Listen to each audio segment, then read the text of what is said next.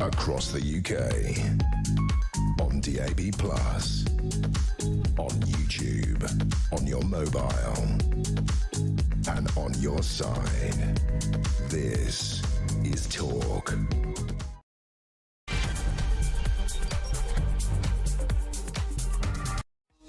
Hello there, good evening. It's almost Christmas. Can you feel it in your bones? Is that nervous tingle of anticipation beginning to set in?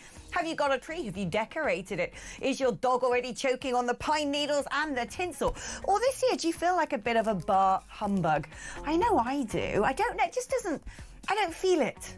I don't. Do you? If you do, share it with me, please, because I do love Christmas, but I'm just not getting that, you know, Noel vibe. Although I did go to a fantastic carol concert last night. It was my dad's male voice choir. Not his. He's a participant in it. Can't give him the credit of establishing it. It's been going on a long time, you know. He's a newbie compared to some of the other dedicated choristers. The Churchdown Male Voice Choir. I was there at their carol concert in Gloucester last night, and it was lush. Mainly because, I don't know, you get to a certain age where, as a child, I don't know, the roles reverse. And I sat there feeling like a proud parent, really, looking at my dad in the choir, a tear in my eye, going, that one belongs to me. He's mine, that one. And I even said to the choir master, I'm like, why have you never given my dad a solo? Why have you given all these other people solos and my dad hasn't had a solo yet? Honestly, it was like, this is what it must be like to be a parent at the Nativity. I'm beginning to see things from a different angle. But there you go. If you happen to be a Gloucestonian, then do support the work of the Churchdown Male Voice Choir, because it's a beautiful art form, the male voice choir. It's a dying tradition as well, and very, very British, and a lot of fun as well. OK, we have got plenty of things to be talking about today, because the paper is full of what we like to call in this building red meat for our audience. That's right, we've got big stories on being dragged back into the EU, the fact we need a census because Lord knows who is in the country, and the amount of people on benefits, people with mental health conditions, the youngsters who say they can't work, as well as abuses of our very generous welfare system. So a lot for us to rant and rave about in the Christmas spirit. If that's possible, let's try and see if it is. If you want to hang a bauble upon my tree, then you can call this number 0344 499 1000. If you want to sprinkle a little tinsel into the studios, then you can also use that number to send me a WhatsApp message or leave me a very joyful, festive voice note, perhaps. I don't know, moan about the news in the form of a Christmas carol. Do what you like. 87222 is the number if you want to send a sensible and friendly snowball of common sense in my direction. Write the word talk before you send a text, though. 87222 for those old-fashioned members of our society who don't do the WhatsApp and have stuck with the smuzz. OK, right, let us get on with the show then, shall we? Because we're first of all joined by the brilliant Henry Bolton, an international border control expert. And my word, don't we need one of those, Henry?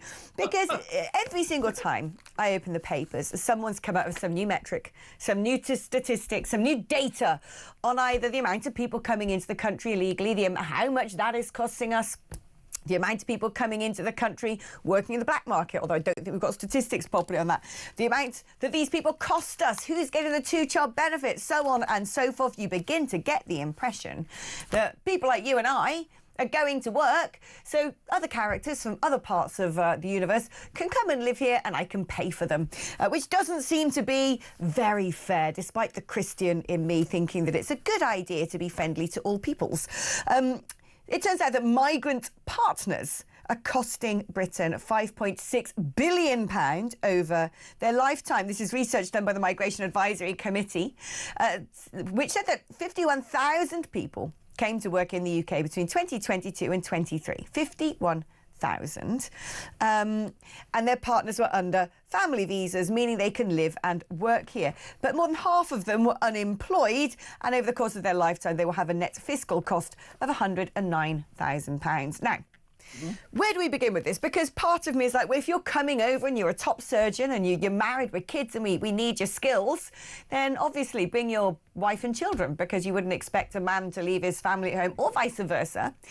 And yet, And yet, something tells me that of the 51,000 people's partners who are having a net fiscal cost, they're not necessarily going to be attached to brilliant nuclear scientists and astrophysicists who we desperately need in our universities and working in our country. Tell me more, Henry.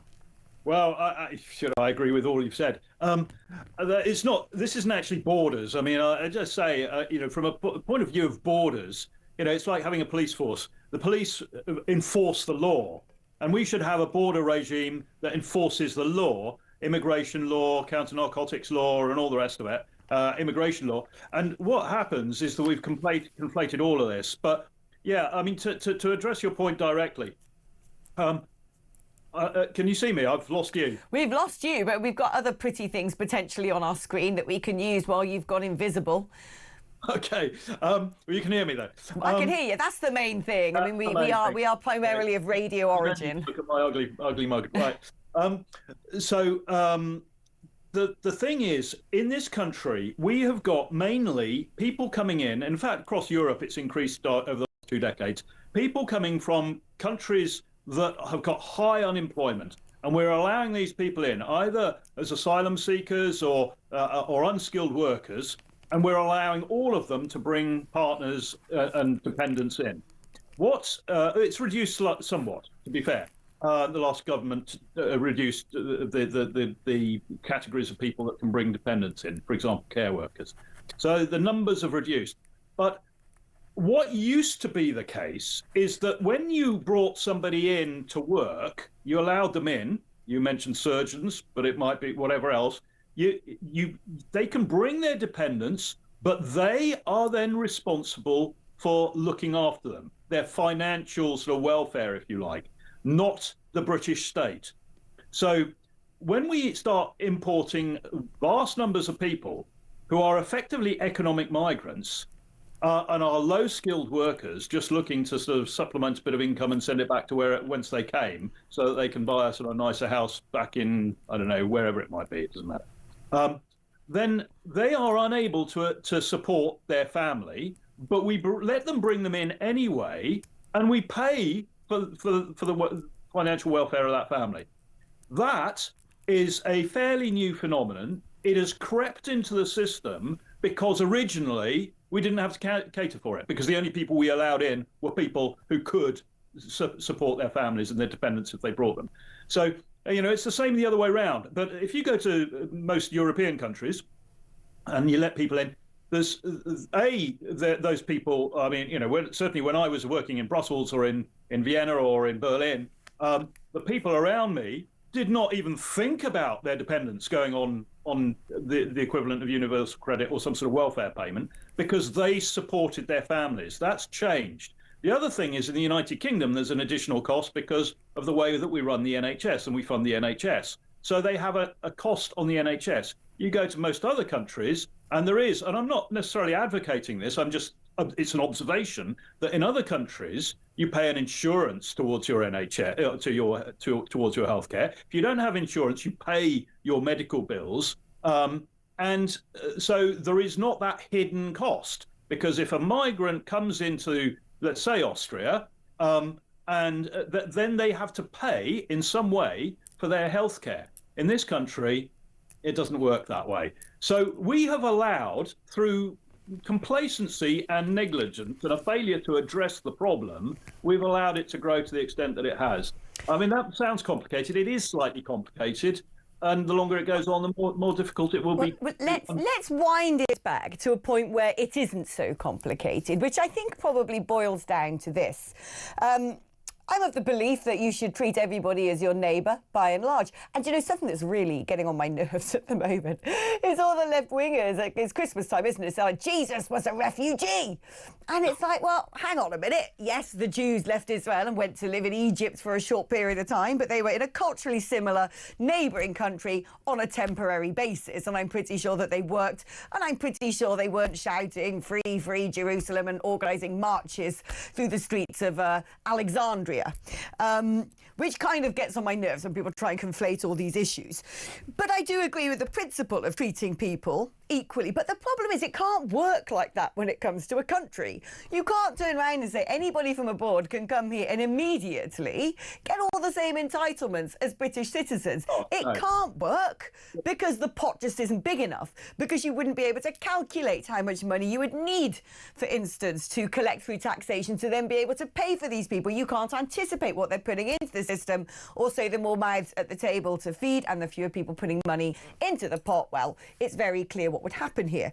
So as a basic metric, wouldn't it just make more sense in this country if we turned around and unilaterally said, essentially, foreign people cannot get the sort of same entitlements as British people? When I say foreign people, I don't mean ethnicity, race, skin colour. No. What I'm talking about are people who are not from here, who have come into the country anew, in the same way that I've lived in multiple countries around the world and never claimed anything from their states. If you don't have the money to support yourself, you're not allowed in. That should be rule number one. Rule number two is if you bring dependents with you, then you are required to financially support them, not the state. Now, the moment you start saying, well, these poor people can't afford it, well, you shouldn't be letting them into the country in the first place. It's actually quite straightforward. And you're right. I mean, this country, we're the sixth sort of most wealthy country in the world. It doesn't necessarily feel that way, but well, I'm not the economist around here, but so if we're the sixth sort of most wealthy country in the world, then that place is another 160 something that are less well off than us. So, do we let them all in? No, of course not, because otherwise this country will collapse. And so where do you draw the line? You have to draw the line somewhere. And the line has got to be that British taxpayers fund British services, and British taxpayers, therefore, are entitled to draw on those services. People from overseas who have not contributed towards building up those services and their maintenance should not be drawing on them. And if they need to draw on them, we don't let them in. I think that's a fairly straightforward approach. I think it's a very straightforward approach, if only that was the approach of successive governments, because quite the opposite appears to happen, which is why, and let's stay within the festive spirit here, it is being suggested by the Policy Exchange think tank that we need an emergency census. Gather ye all, to Bethlehem we go. But basically, we've had such a record influx of people, we've got no idea how many have stayed, who they are, what their beliefs are, what their religion is, where they're living, have they got money, are they having children? We just don't know what is going on out there in the country anymore. And it was staggering to me, actually, after the last sentence, that they had decided to drop the idea of having a census. They were like, oh, well, perhaps we just gather data via other means. It's pretty costly doing this whole census business. And I was thinking, interesting, because if any country needed to do a census at any point in time, it is us right now. So I'm pleased to see that it's now being called for. I just have a feeling it's not going to make for much positive reading if it does take place. And if it does take place, it is unlikely to take place for another 5 years. And then Lord knows what we're going to be faced with. Well, I agree that it is an absolute scandal that this country does not know how many people are here. It has been a long flaw in our border regime that we allow people into the country, but we still, despite a lot of discussion and debate about it a few years ago, 5, 6 years ago, we still don't effectively count them out. So we can never do that running sort of tally of how many people are here at any one time. And we certainly can't boil it down into what sort of categories they are, how many people are working on this, how many people are working on that, how many are dependents, how many students. All of that is not quite guesswork. It's slightly informed sort of best guess. And that, to me, is an utter scandal, because if we do not know, Alex, how many people are in this country and where they are and what they're doing, we cannot possibly plan our national infrastructure around them. And I'll give you an example. There were probably about 8 months ago, something like that, I think it was, Thames Water, through their own research, came looking at the sort of amount of wastewater and so on, looking at London, estimated there were 600,000 people living in London that nobody else had accounted for. Wow. That's over 500,000 people. Now, that's 500,000 people who are not on the statistics, therefore are not being considered when we think about housing stock, when we think about sewage removal, all of these things. That's a massive number of people who quite possibly are here absolutely below the radar. 600,000 people in London. But the other thing is, the inconvenient truth of a census is exactly that. It's going to have inconvenient truths buried therein, because we're not allowed to hold feelings or opinions. We're not allowed to have a visceral interpretation of the world surrounding us, because we're being told that, you know, I'm from Gloucester, for instance, so let's take my city as an example. Gloucester's always been pretty multicultural. But it would be interesting to know quite how far that has developed since I was a little girl there compared to today, because I have a feeling it has changed quite rapidly. Gloucester has huge amounts of social deprivation. It'd be interesting to know if the two are interlinked in any way.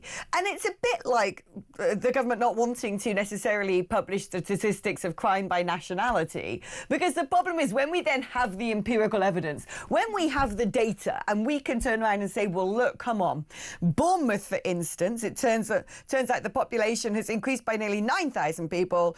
The majority of those people is down to some form of illegal immigration, etc. And then you also end up with the statistics of sex crimes in that particular area. And you can put the two together and you can end up with a pretty watertight scientific conclusion. Now, the problem is when you've got those numerics in front of you, no one can shout racist anymore.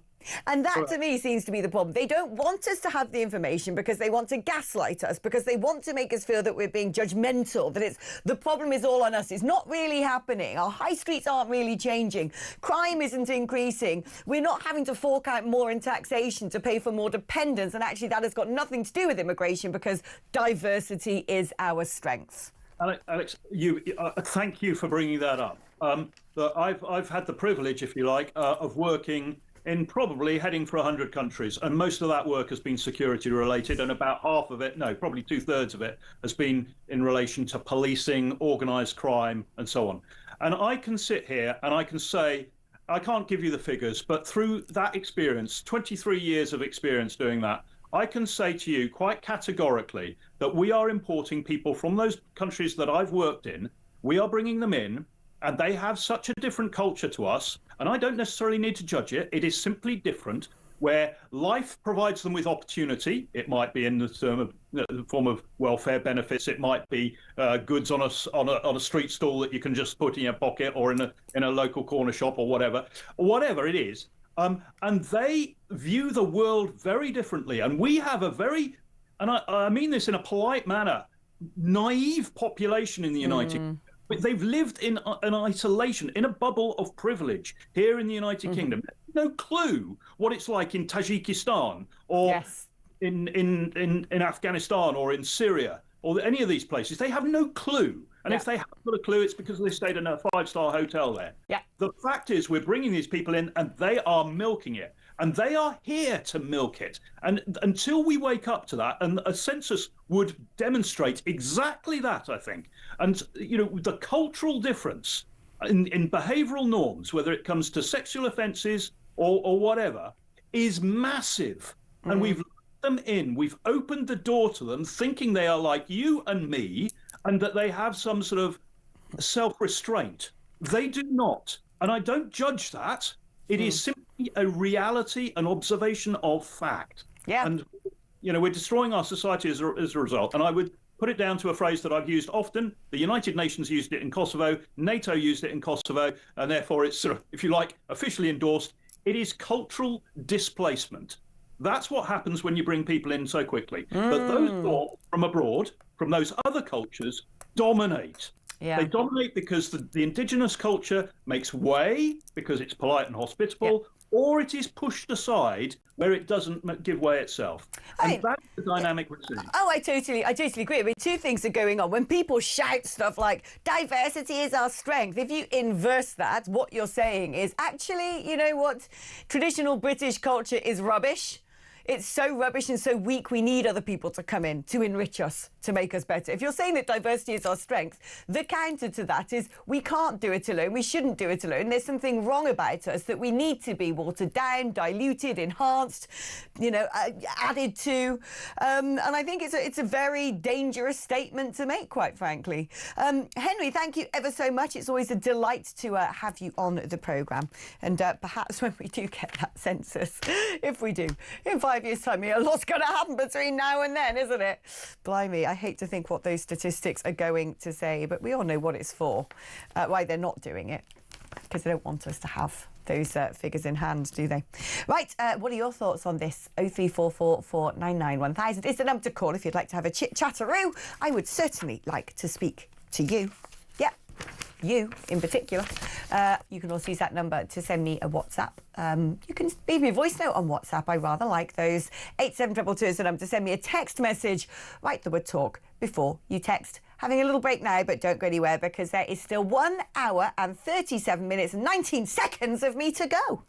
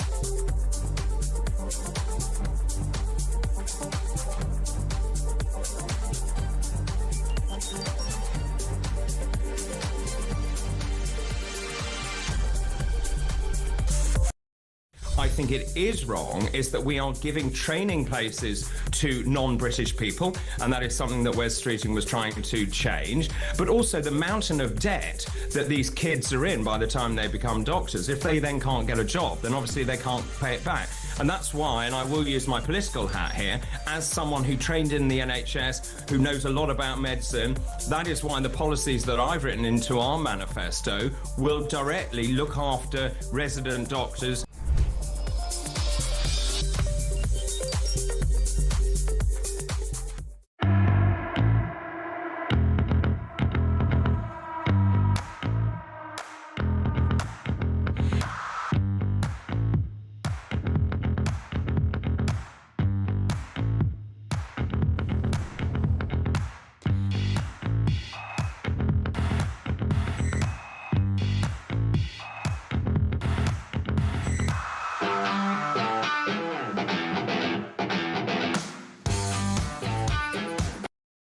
Across the UK, on DAB+, on YouTube, on your mobile, and on your side. This is Talk. I've got a confession to make. How many of you sharp-eared individuals noticed before the break I was doing a countdown of how much longer I'm going to be on air? And I said it was something like 1 hour and something. 2 more hours, two hours. And 2 hours and 34 minutes. This is why I am not, replacing Carol Vorderman on Countdown anytime soon. I can't add up. I'm notoriously terrible with numbers. I love the fact that I try to give you a countdown of the time left I'm on air and actually miss an entire hour off. And I was going to say that's optimistic, but perhaps it's pessimistic because I love being here and I love it when you're around to keep me company as well. Someone's just said you're spot on, Alex. It doesn't feel Christmassy at all. That's because there's no hope anymore. The news is full of depressing news. Murders, migrants, people scrounging, doom and gloom. What is there to be happy about? Well, do you know what? I don't know. No, there's lots to be happy about. Come on. You're going to be with your family on Christmas Day, OK? There doesn't seem to be much in terms of Christmas decorations around the place. I've noticed that. I've noticed this over the past number of years, actually. Things are just sort of getting less Christmassy. And I don't really know what's going on there. There could be various reasons and various contributing factors. But maybe it's a good thing, because maybe we're all getting a little bit too Americanized in our approach to the holidays. It's not just about presents and profligate waste and pop music. There is a sort of fundamental, important religious message and gravitas to the occasion. Is that a bit Scroogey? I don't know. Talking about Scroogey, perhaps we should learn a thing or two from Mr. Scrooge himself, or the Grinch, when it comes to people who are taking benefits, because a new report has shown that migrants are now being sanctioned for breaking benefits rules more than 200 times a day. So this is basically, if you're receiving universal credit, if you're getting cash money because you ain't in work, you're supposed to turn up and make an active effort to look for work and demonstrate that you are doing so. And when a viable job is on offer, you are supposed to take it. You're not supposed to just sit there going, yeah, do you know what? Rather fancy doing nothing and just being given a handout from the state, because that isn't particularly fair, is it? But it turns out that when it comes to people breaking those rules, they're failing to demonstrate that they're honouring their side of the bargain. The number of people doing this who are foreign-born works out as 1,600 a week, or 198,771. Those are people who've been caught and face sanctions, which is more than 200 people every single day. So that's... Don't make me do maths again. I was going to say it's about 10 people an hour. Is it? I don't know. Let's not play those games. Someone else can do the calculations for me. I really can't do them. Let's speak now to Andrew Allison, Head of Campaigns with Popular Conservatism. Hi, Andrew. I was just speaking to Henry Bolton, and we were talking about the net cost of people bringing in their spouses who don't work, who then aren't sort of paying the way for their spouses, for their health, for their children to be educated, so on and so forth. So it comes down to all of us. And now we're talking about people who we're giving handouts to on the premise that their side of the bargain is this is temporary, this is to help them get back on their feet, and they are going to go out and get a job. And yet 200 people every single day who were migrants into this country are not sticking to their side of the bargain. And you do have to wonder why people can get away with this. How? It's not often, and good afternoon, Alex, it's not often that I agree with the French, but I do agree with the French on this when they say we have to make Britain a less attractive place to migrants. And it simply is an attractive place for them to come. They know that they're going to be rescued in the English Channel. They know that they're probably going to end up in a hotel. But they know that they can end up on benefits. And of course, the benefits system was originally intended to give people enough money to tide them over on subsistence levels. It wasn't meant to be an alternative lifestyle choice, which it has become for many people. And I'm sure that you'll agree with me, and I'm sure that many listeners and viewers will agree with me when I say that the social contract in the UK now has completely broken down. You've got roughly half of the population in work and half the population not working. Yes, that includes retired people, and it includes children, and it includes those people who, through no fault of their own, through serious illness, cannot work. But, you know, it's hardly surprising that we can't afford any of this, Alex, is it really, when half of the population is basically working and paying taxes to support the other half? I mean, it is staggering. And on top of that, we now find that 500 migrants every single day are signing up for benefits. And it just doesn't, I mean, is this how all countries in the world do it, or is it just us? No, it certainly isn't. I was listening to a lecture by Rafe Herdale Manku. I booked him for a conference that I helped organise a few weeks ago, and he was telling us all about Denmark. I mean, Denmark is a pretty inhospitable place to migrants, and they've made that absolutely clear, because the Danish government said to the population, well, if you like this wonderful sort of welfare state that we've got here for you, if you like the healthcare system that we've got here for you, and you want to maintain it, then we're going to have to do this. And of course, the majority of Danes went ahead and agreed completely. But no, we've just made the UK a completely attractive place for people to come to. And there's already enough pull factors anyway, with English being the language and with lots of family connections.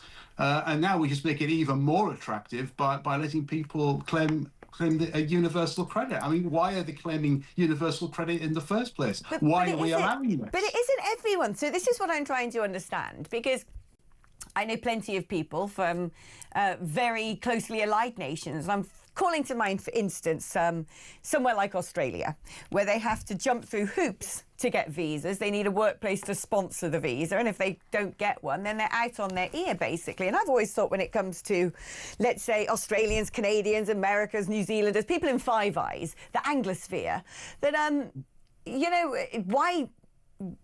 If we're going to give anybody the opportunity to come and live, work and study here without the need of such an onerous visa, you would think that our sort of kinfolk in those countries would be top of the list.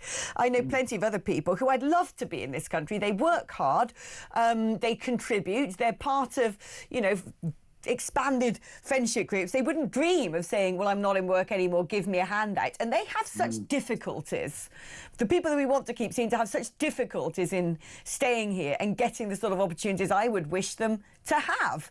And then I read these stories and find out there's a whole other cohort of people who, Lord knows who they are, but they seem to know how to game the system. Because it isn't always clear that all migrants can get benefits, or all migrants can overstay visas, because I know plenty that simply can't. No, you're completely correct there, Alex. I've heard of many stories of people wanting to come from those countries that you've mentioned: America, Canada, Australia, New Zealand, Anglosphere countries, who find it very difficult to come to the UK. And they're the sort of people that we want. And of course, ideally, we want millionaires to come here. We're already losing goodness knows how many millionaires a day anyway, because of the policies of this absolutely awful Labour government. We want more millionaires coming to the country. We want people who are going to set up their businesses here, create wealth and pay taxes. These are the sort of people that we want in, and we seem to make it very difficult for those people to come in, the people that we actually need, and make it very easy for other people to come in, and almost impossible to get rid of them and give them benefits at the same time. I mean, it's complete madness, isn't it?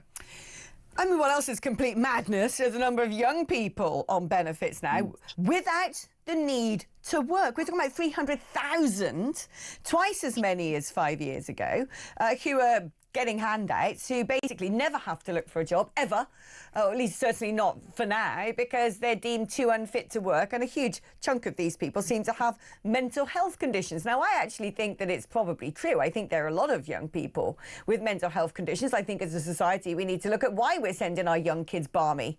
Because certainly when you look at all the free Palestine mob with the short fringes, something's gone wonky inside their skulls. Certainly society has been part of creating that. And yet this worklessness amongst young people is creating a doom loop. You know, these young people essentially, through not having jobs in their early lives, not going out and socially interacting, not building up those networks, potentially not therefore getting married, getting into relationships, garnering skills, beginning a path of career progression where they can buy their own house, afford family holidays, fulfill their potential, let's say, are just going to end up even sadder. Most people who don't have jobs, frankly, are in the doldrums. This is a huge problem.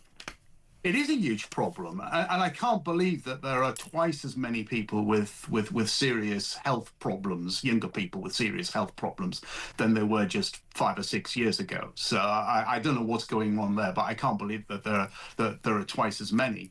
But for all the reasons that you say, yes, I mean, if they're not getting into work when they're younger, then they're not going to get onto that housing ladder. They're not going to be able to afford the good things in life. They're going to find it harder and harder to get into work and to have any form of career and progress. And I think that the whole thing is extremely sad. And we should be making damn sure that these younger people are actually going out to work. I mean, we should really be putting a major effort into this. I don't understand why they can't pull pints. Why can't they pull pints? That's what I did.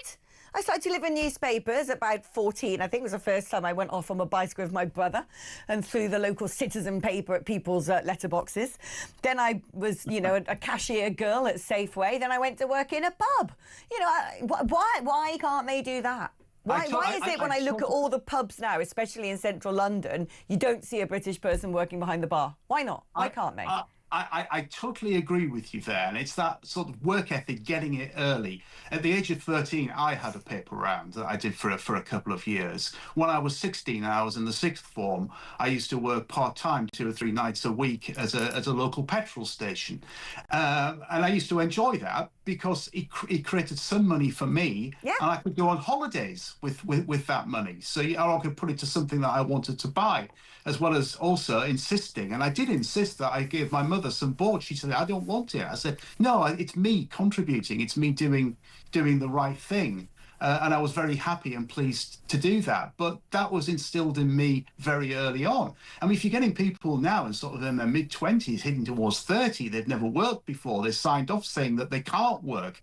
I mean, what sort of a life are they going to have? It's going to be a life on benefits. It's going to be a miserable existence, isn't it?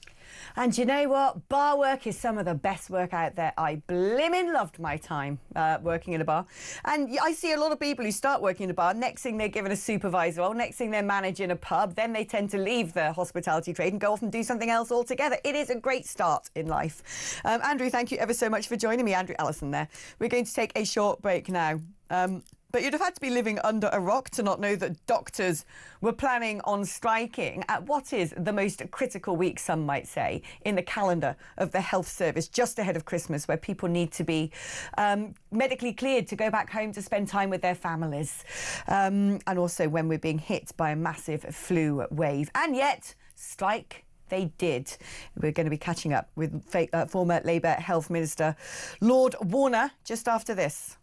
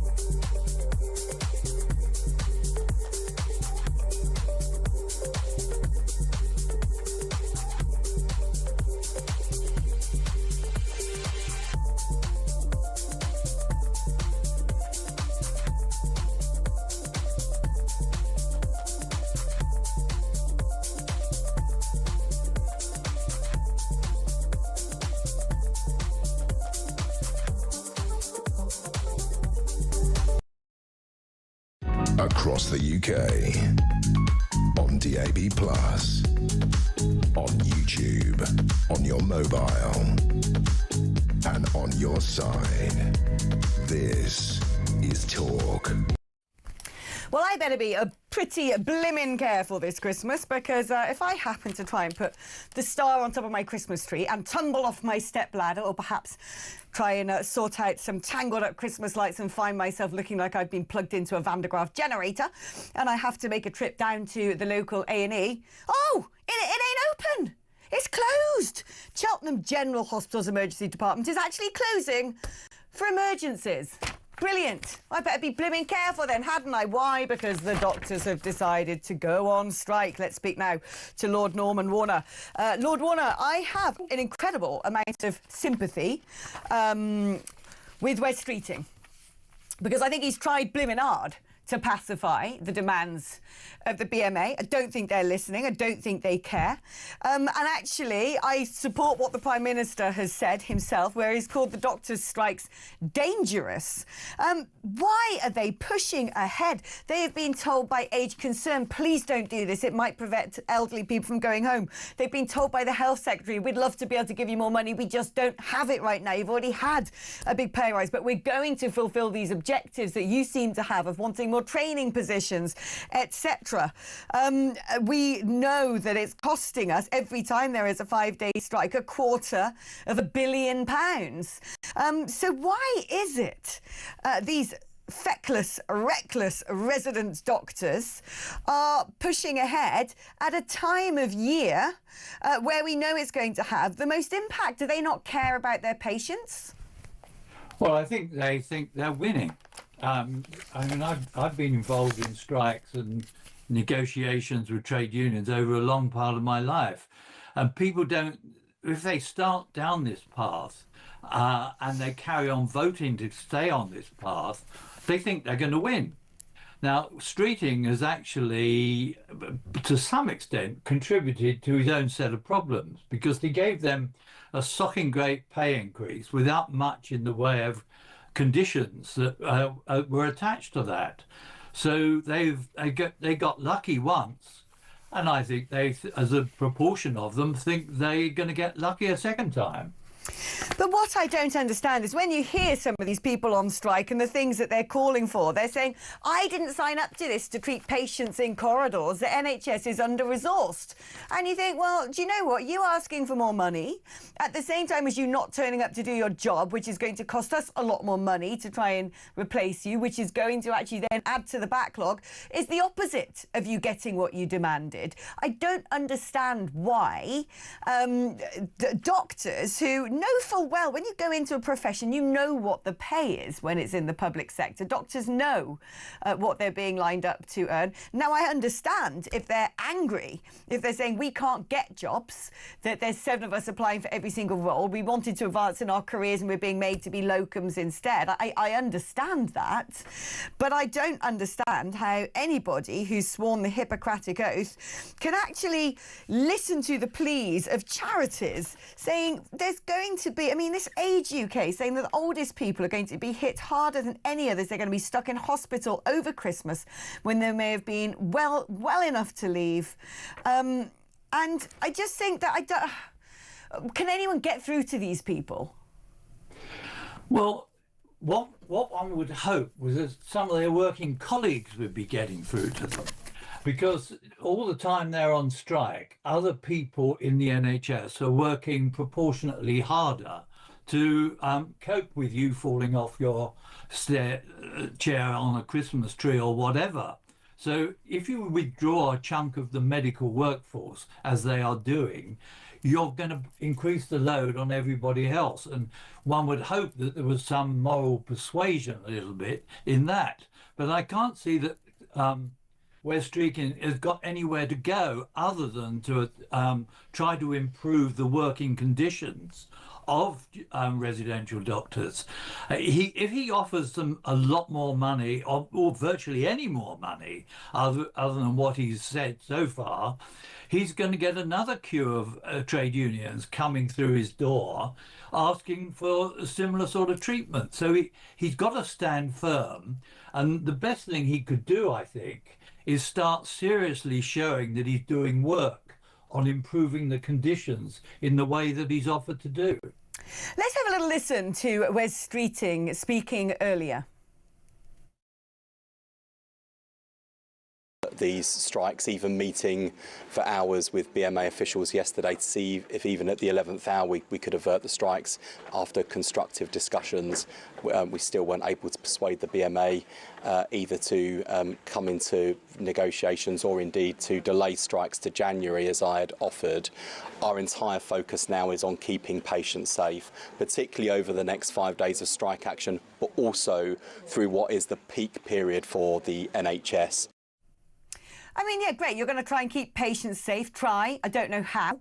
But especially when, it turns out my local A&E isn't going to accept emergencies. I mean, good luck to anybody living in the Cheltenham area if something happens to you because you ain't catered for. That's, for some people, that could be a matter of life and death. Because it could be a matter of life and death for some people, is it not high time that Wes Streeting had the spine to turn around and say, doctors cannot strike? Or I caveat that doctors cannot strike at this time of year when we know that, that we have to be in a position where we know if you strike, we're not going to have to shut A&E departments. We don't let the police strike. We don't let the army strike for the reason that it jeopardises public safety. That is where we find ourselves now. Is it about time that we captured doctors within the same regulations?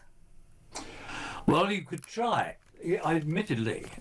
However, we're not terribly flush with doctors at the moment, and we're not terribly keen on them drifting off to Australia and the US where they can get more money, better working conditions, which they're doing. If we really want to really annoy them and create them as a sense of producing a reduction in their freedom to express themselves in a strike, we could try it. I suspect it would backfire on us. And certainly if I was a minister, I'm not in the Labour Party now, but if I was a Minister of Health, I think that would be the very, very last resort that I would try. Well, the problem is, though, very quickly and finally, you were sort of saying that Wes Streeting's caved into them and you give them an inch and they're going to take a mile. And now you're saying, well, we've got to be nice to them in case they decide to, I don't know, get fully qualified in leading UK universities to become doctors and then take their skills elsewhere. So we've got to pick one or the other. We either turn around and use the carrot or the stick.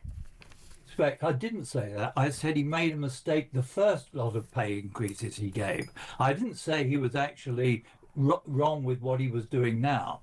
He has no choice but to stand firm. Absolutely no choice. And because of what would happen if he gave in to them would be he would have all the other NHS interests coming in and asking for more pay. And the NHS can't be given any more money without damaging other public services. They're already taking a big chunk of the pie. And so he's now in a position where he's got very little he can do other than make the kind of speech, make the offer, try to get them in the room, try to get them to modify their position. Well, it ain't working, is it, unfortunately? We'll have to see the state of affairs on the other side of Christmas. But thank you ever so much for joining me, Lord Warner. OK, we're going to take a little break now. But don't you worry, when we come back, we're probably going to be in the EU again.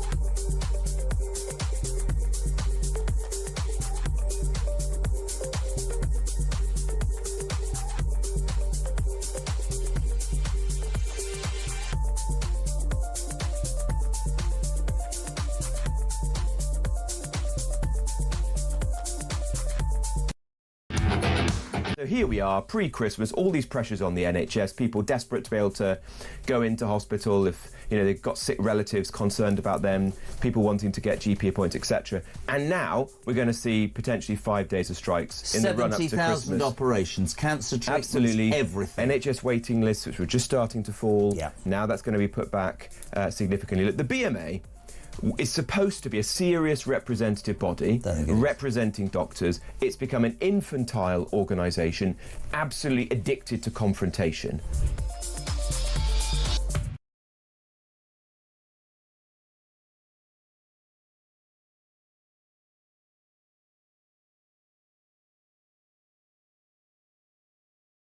Across the UK, on DAB+, on YouTube, on your mobile, and on your side. This is Talk. It was only a matter of time, wasn't it, when we got this government that they would start dragging us back into the EU. I was going to say kicking and screaming, but they're doing a lot of this without the fanfare, without even telling us what they are up to. But this one did get some headlines, which is the fact that we're back in Erasmus. Great! All the posh people can go, yes, my little darling Camilla can go to Sciences Po to study philanthropy or whatever nonsense they're going to say. Oh, the young people, they can't study abroad anymore because we love the EU. Yes, they can. Yes, they could. Because I want to break down a few little facts for you right now. When we left the EU and left the Erasmus scheme, we set up the Turing scheme. Now, unlike Erasmus, which basically says you can go and do a year abroad at an EU university, which no one did because no one in Britain speaks any other languages, we then went, oh, how about instead of just making this open to European universities, we do it so any British student can go and apply to be at a university for a year in 160 different countries. 160 different countries. And guess which country under the Turing scheme was the most popular? That's correct, America. Why? That's right, because little Camilla, who wanted to go to Sciences Po, can only say je m'appelle, as it turns out.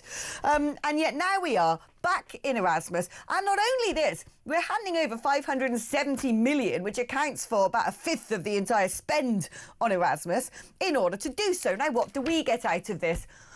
Well, I'd say the best part of nothing. But the people who do get a lot out of this are all the European students, and not just they. Oh, no, Turkish students. And get this, students from the Maghreb, North Africa, because the EU want them to be in the Erasmus scheme. We don't have enough people shouting free, free Palestine at the moment. We've better import some more.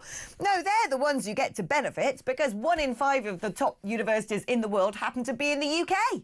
Far more than the EU's got. And so guess who does benefit from this? Us paying for them to benefit from this. Yes, anyone who wants to come and get an education here at our expense. Let's speak now to Sybil Cash, one of the most celebrated veteran Brexiteers. He was doing the whole Brexit thing before the word Brexit even existed. Sybil, great to have you on the programme. What a privilege. I mean, it was always going to be something like this. It doesn't surprise me at all. And yet the problem is the public are constantly spoon-fed this idea that it's all nice because young people were denied opportunities to go travel and work abroad, which is completely vacuous. Well, you couldn't put it better. And in fact, what it amounts to is taking billions of pounds from British students and then handing them over to the EU for foreign students. It's completely insane and typical of the mad ideology that lies behind this so-called reset. I hate the word reset because it doesn't say or do anything for anyone. Actually, what it really is taking British money away and actually handing it over. Oh, blimey. I think Ursula von der Leyen's calling you up. She disagrees with what you're saying. I can tell you it's bound to be the case. But actually, the real problem here is that the money is being taken from the British taxpayer. And we've had this example of fish, £12 billion. They dump the fishermen instead of dumping the fish. They have taken $3 billion at least on defence, because they want to do that as part of their deal. This reset is the biggest con trick of all time. It's mad ideologically. And by the way, on top of that, in relation to this Erasmus, I can just see the fact that the teachers go on holiday on the back of all this so that they can then go over to the EU. there is no sense behind it whatsoever. And the other thing I must mention, for example, is the fact that the amount of money that the government is putting the British taxpayer at risk on includes things like, for example, not specifically part of Reset, but £30 billion on Chagos. Yeah. Every single thing you look at, it's money going out. Rachel Reeves, I think somebody called her Thieves Reeves at one point. Mm-hmm. If she is taking the money away in this budget and saying that she hasn't got enough because she wants more money into the exchequer, why are they handing all this money out to foreigners when we need to have it here in the UK? And then there was the mess over the illegal migration, which they've made 1,000 times worse. And it isn't working at all. It's ridiculous. I mean, the Times are actually reporting, as from now, that the UK is going to actually be paying £1 billion a year to rejoin Erasmus. That is compared to the Turing scheme. That's what I said. Yeah. And you're right about Turing. Yeah. Yeah, Turing funded UK-only students. So that was us paying for our students to be able to go and get experiences abroad, and cost £105 million for 43,000 placements. Yeah. Money well spent. Great. Good on you. And like I said, most of them went to Anglophone universities, Kelsurprise. But what is driving me up the wall with this is the fact that students from Turkey will be able to come from 2027. And it's signalling Brussels wants to expand arrangements to Egypt, Algeria and Morocco. Well, here's a bit of news for you, Brussels. There's exactly the sort of people who don't seem to share our cultural values and will be turning our campuses even more mega pro-Gaza campaigns will be the people from the Maghreb. This is madness. It is complete madness. And there's another thing just to bear in mind. This is all part of a plan which they're trying to put through in secret, because they abolished the committee, of which I was the chairman for 15 years, which actually did proper investigation into the way in which the European Union was working. And I've got to say goodbye to you, I'm afraid. I want to carry on all day because it's getting a lot of anguish off my chest, but we've got to go to an advert break. You don't have to go anywhere, though. Thank you, Sybil Cash, but I'm back just after this.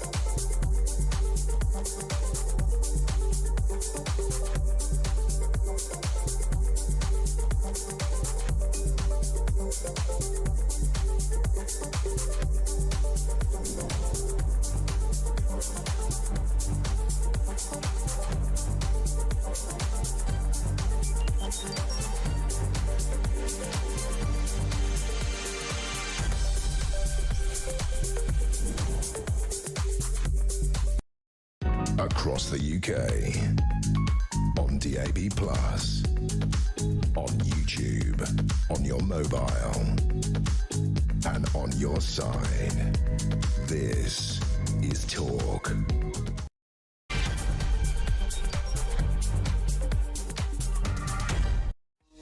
Hello, welcome back, whatever you're doing. I hope you're having fun while doing it. And if you're listening to me, shall we try and make it a bit of fun?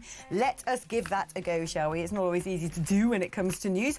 Although some might say that this is some good news that I'm about to break to you. So, enjoy this one with a squeeze of lime and an ice cube. This is actually a statement from the UK's chief rabbi, Sir Ephraim Mervis, who has said a decision to arrest protesters who chant "globalise the Intifada" is an important step towards challenging the hateful rhetoric we have seen on our streets, which has inspired acts of violence and terror. Good. I'm glad that we are now going to arrest people who shout this. But why didn't we do this 2 years ago? Why didn't we say about those pro-Palestine protests? They are shouting all sorts of things. They're shouting in defence of a terrorist organisation which has just slaughtered thousands of people in the most ghoulish, horrible, bloodthirsty way possible. I've seen the videos. I know what happened.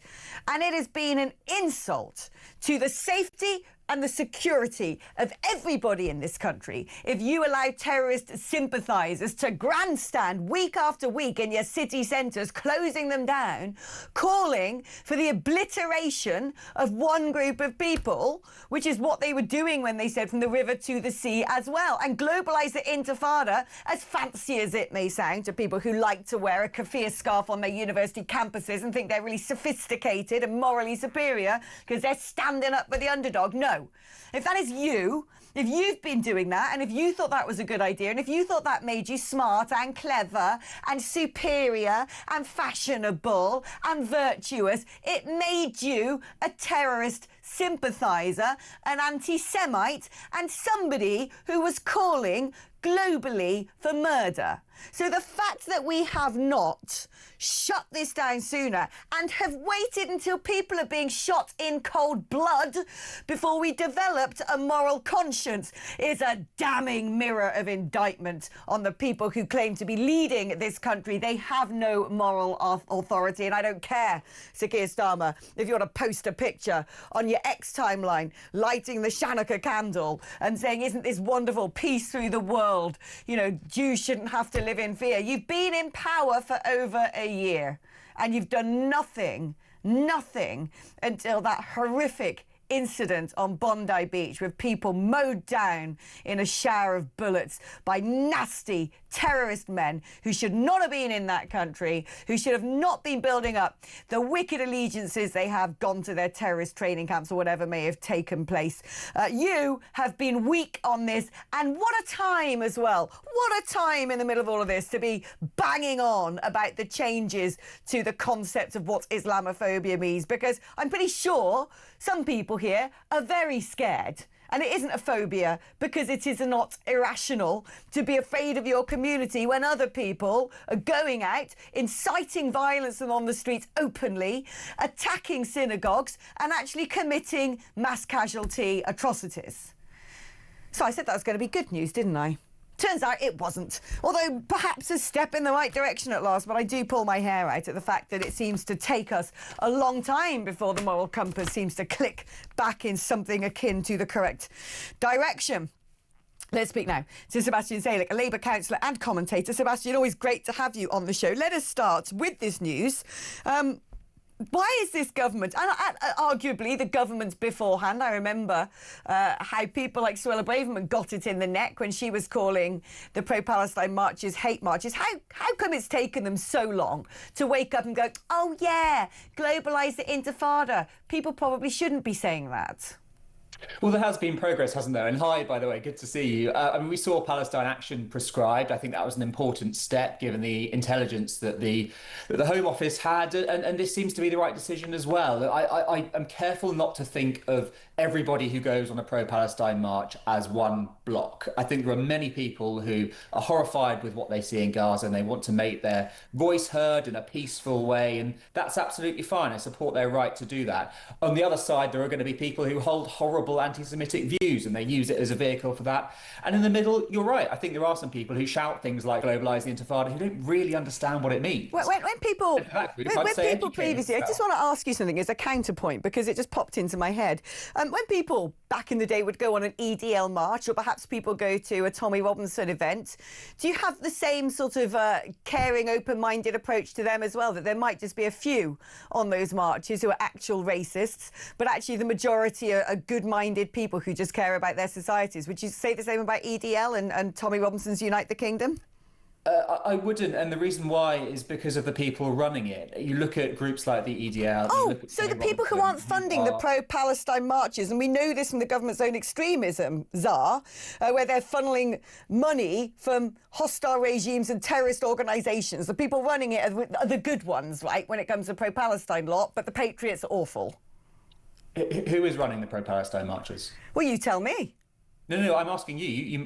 I'm saying that the government, Robin Simcox, the government's counter-extremism czar, said ages ago, in fact, it was under the last government, that these pro-Palestine marches were receiving a lot of sponsorship and backing from entities such as the Muslim Brotherhood, so I wouldn't really call them particularly showering themselves in moral rectitude.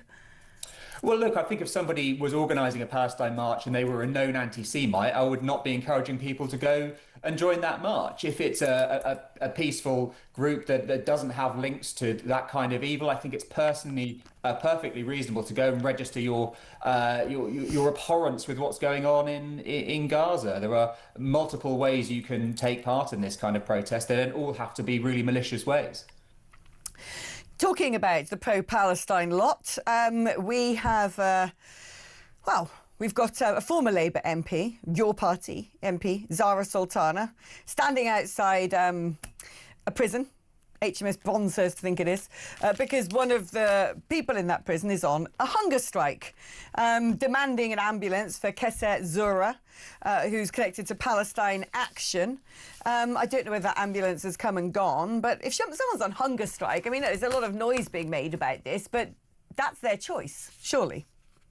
It is, and what Zara knows but isn't saying is that if somebody's on hunger strike, there are protocols to deal with that within the prison system. They will be monitored. Their safety is still the responsibility of the prison system, and if they need to go to hospital, they will be sent to hospital. So, standing outside, making a big song and dance of it, it's a brilliant pressure tactic, but it isn't very conducive to getting somebody the help they need if they need it. I mean, there's 8 Palestine Action activists who are staging a hunger strike in prison, and a lot of your party types are seeming to jump on top of this and demanding things from David Lammy, but forgetting actually in the middle of all of this that Palestine Action were prescribed as an organisation because of the sort of things that they were doing. Yeah, and it's a funny one, isn't it? Because the Home Secretary at the time Yvette Cooper was talking about intelligence she was acting on as well. So I think there's probably more to it than we're allowed to know as civilians. And it's one of those situations where, and I know many of your listeners and viewers maybe won't be so trusting of the government, but I think sometimes we do have to trust them, that they are acting on information that we can't know, and therefore are making a decision that is well informed, even if it might not always look like it at the outside. I wonder if some of that information might be connected to hostile states and funding from terrorist organisations. I don't know. But, I'm just saying that a lot of this globaliser intifada stuff isn't just, Camilla and St. John suddenly reading something on TikTok and deciding they're going to go and join a load of like-minded peaceniks. And I think we've got to wake up to this fact. We've got to wake up pretty quickly. Let's talk about the BBC now. Let's talk about the idea from Lisa Nandy, who is a culture minister from your party, that because the BBC is now facing a once-in-a-decade, how are you funded? Should we keep the same model? How much money do you need? Etc. Every now and then we revisit whether having a state-funded broadcaster is a good idea or not. Record numbers of people, of course, now not paying the television licence. And Zara Sultana, sorry, slip of the tongue there. Lisa Nandy has decided that actually the BBC must carry on as it is with the same funding model, and yet what she potentially wants to see happen is middle-class families could pay more because people who are already on benefits shouldn't necessarily have to pay. It's based upon the German model, apparently, where concessions are given those who receive social benefits, and so the rest of us have to pay more if we want to continue watching the BBC, or in fact, not just watching the BBC, watching live TV. Do you think that's a fair way of going about things? That people who go to work and don't watch telly because they're at work are paying for the people who aren't at work watching the telly? Yeah, I mean, it's one idea that's being considered.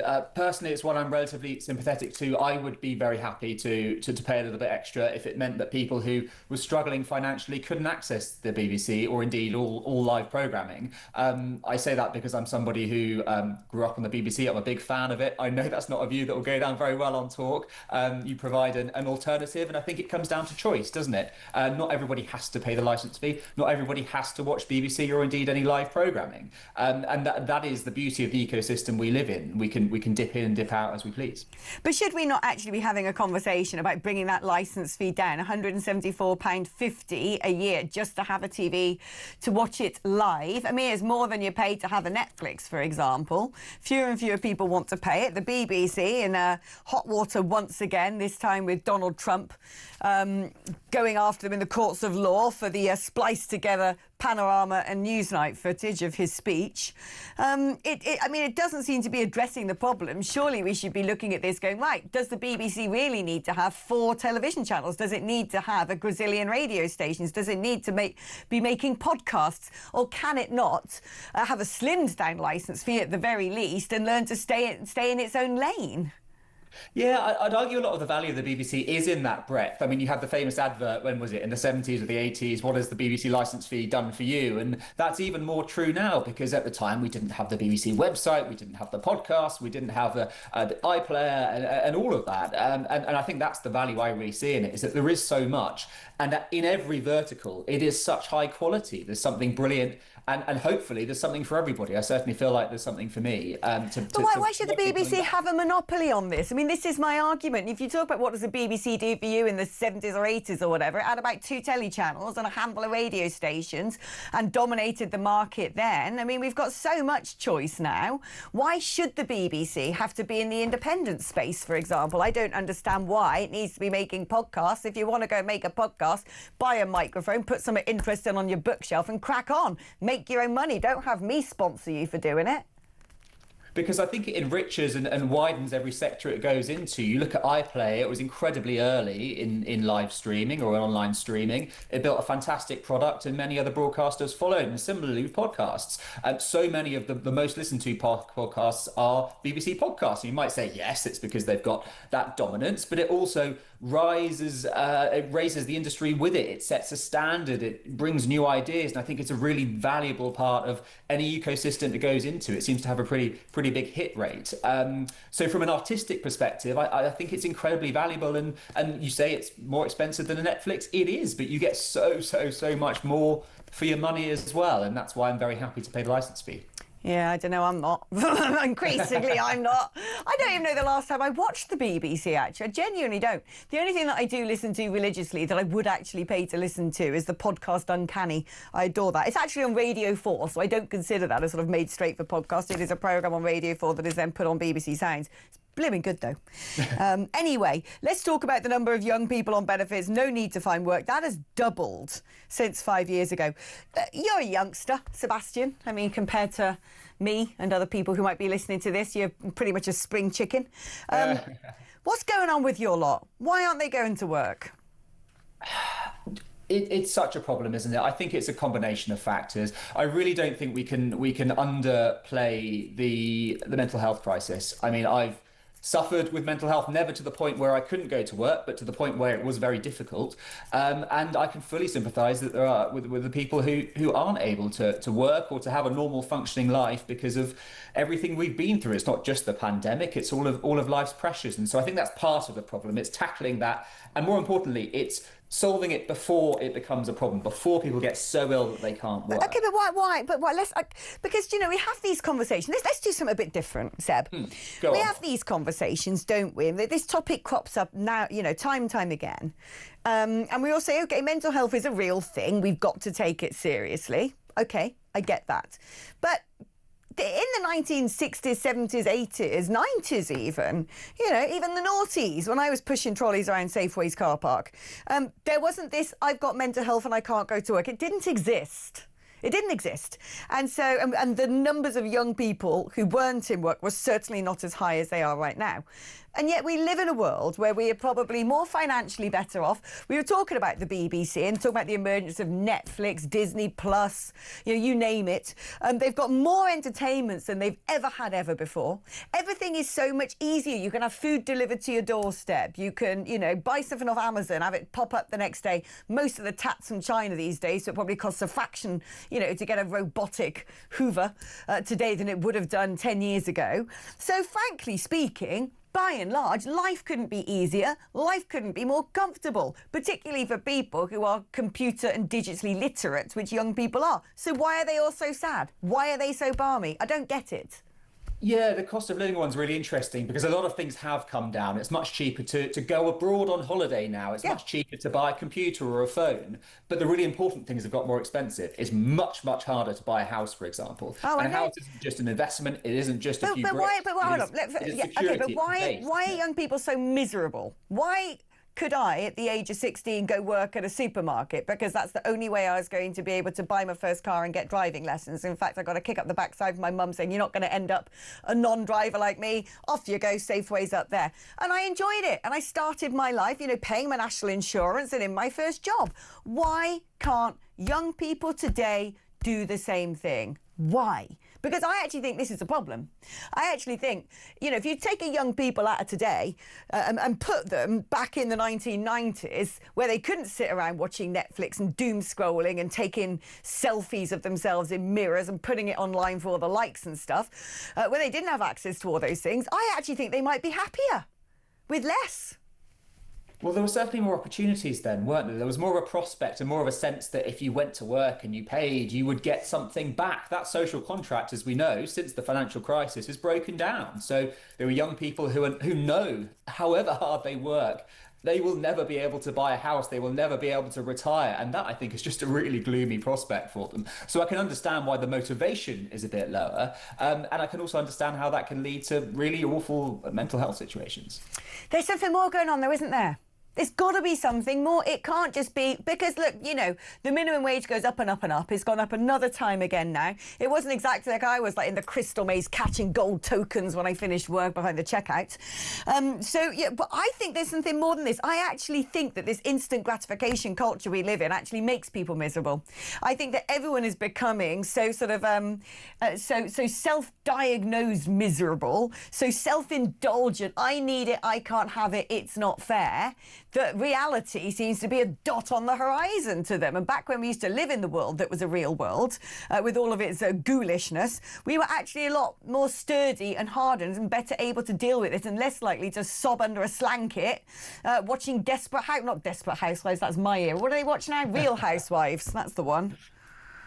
Yeah, I don't know. I mean, I think the other cohort that we don't talk about enough is the war generation who went away and saw unimaginable horrors and came home, but weren't able to talk about what they saw and weren't able to talk about the way it made them feel because we just didn't live in that time then. And they suffered throughout their whole lives. And, I anecdotally have heard of people in my circles who did terrible things because they just didn't have a high quality of life. The flip side is at least now we can talk about our problems. And yes, of course, the moment you start talking about things, you realise they are more widespread than you thought because people are bottling things up and now they're able to talk about them. So there is a positive here. There is, I think, a silver lining to this conversation. The question is, how do we then prevent it? How do we give people prospects, but also how do we make sure that people are more aware of their mental health and can tackle those issues before they become insurmountable? I think that is a really... I tell you what, I actually think, you call me callous, I actually think if all these young people sitting at home unable to work suddenly didn't have their Netflix accounts, didn't have their smartphones and didn't get any financial support from the state,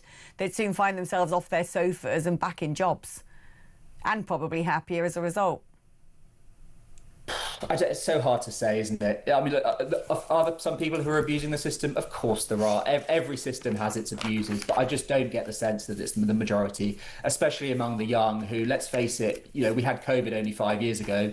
If you're young now, you were probably in school during COVID, and other than the very old and the medically suppressed, immunosuppressed, I think that's one of the cohorts I feel most sorry for. Imagine your schooling being at home and on your own. That is going to leave a mark, isn't it? And I think we're seeing that mark mark as a scar on society today.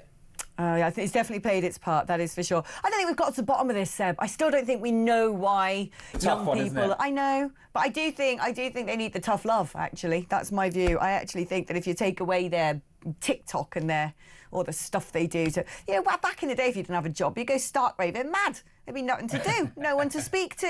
And I actually think if they were put back in that circumstance, they'd go out, be productive, and instead of being stuck in an ever-declining doom loop, they might be a bit happier.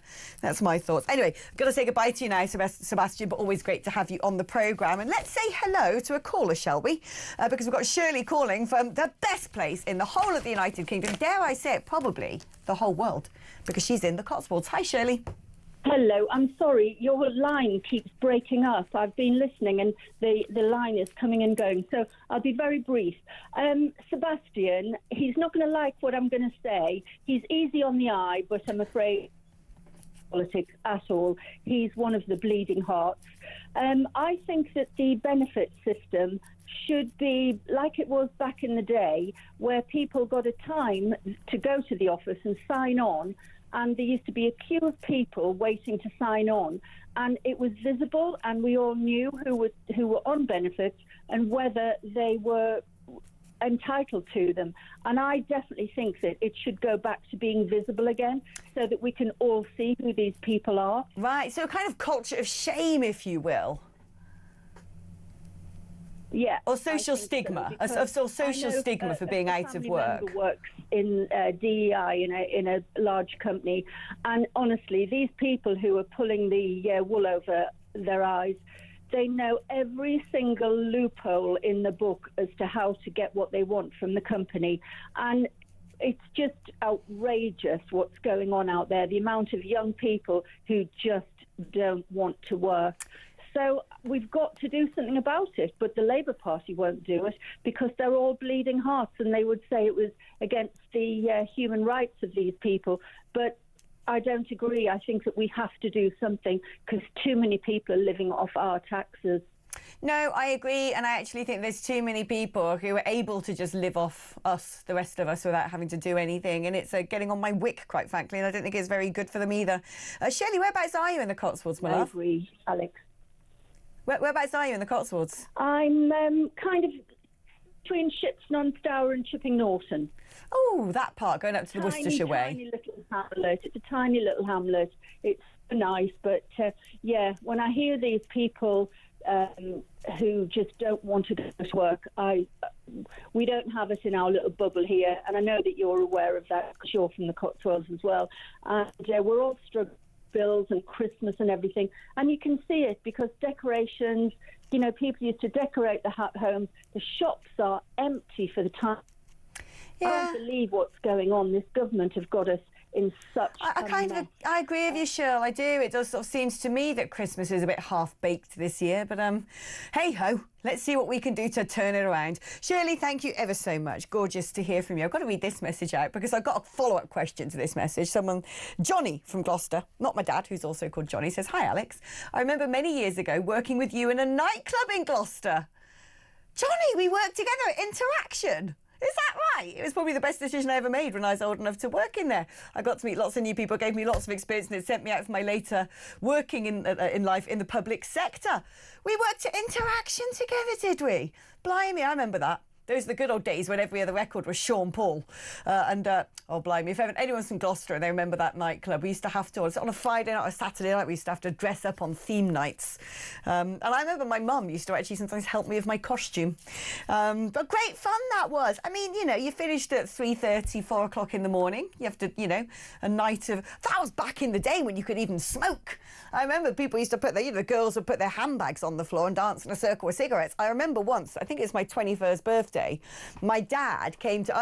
Was I working? No, it was a night off, Boxing Day night off. And so I went to Interaction, where I worked, for my birthday. And I remember my dad coming with me, night clubbing together and, you know, drinking free all night because it was sort of like, you know, Alex who works here and it's her birthday.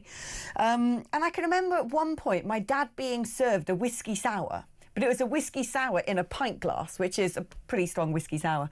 And I can remember going to the toilets and coming back, and where there were girls, you know, dancing around their handbags at one point, I came back to see the spectacle of my dad looking cross-eyed, holding a pint of whiskey with a harem of young ladies doing some sort of hokey-cokey around him. Quite a memorable vision.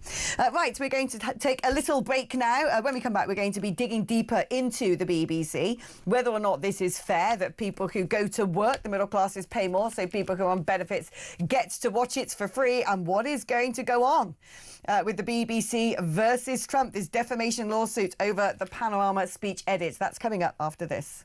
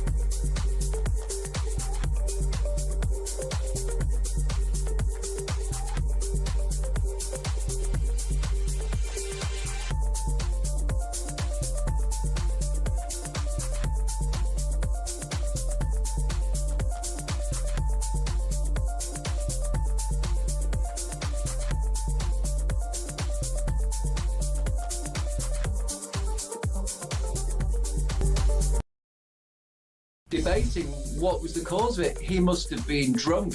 He must have been high on drugs. Yeah. Was it a terrorist? Even half jokingly, some people started asking what football team he may have been supporting. But, you know, we find out it was just road rage on a monstrous scale. Yeah. This man is obviously got a history of anger. I think it was in 1994 he was convicted of biting off somebody's ear.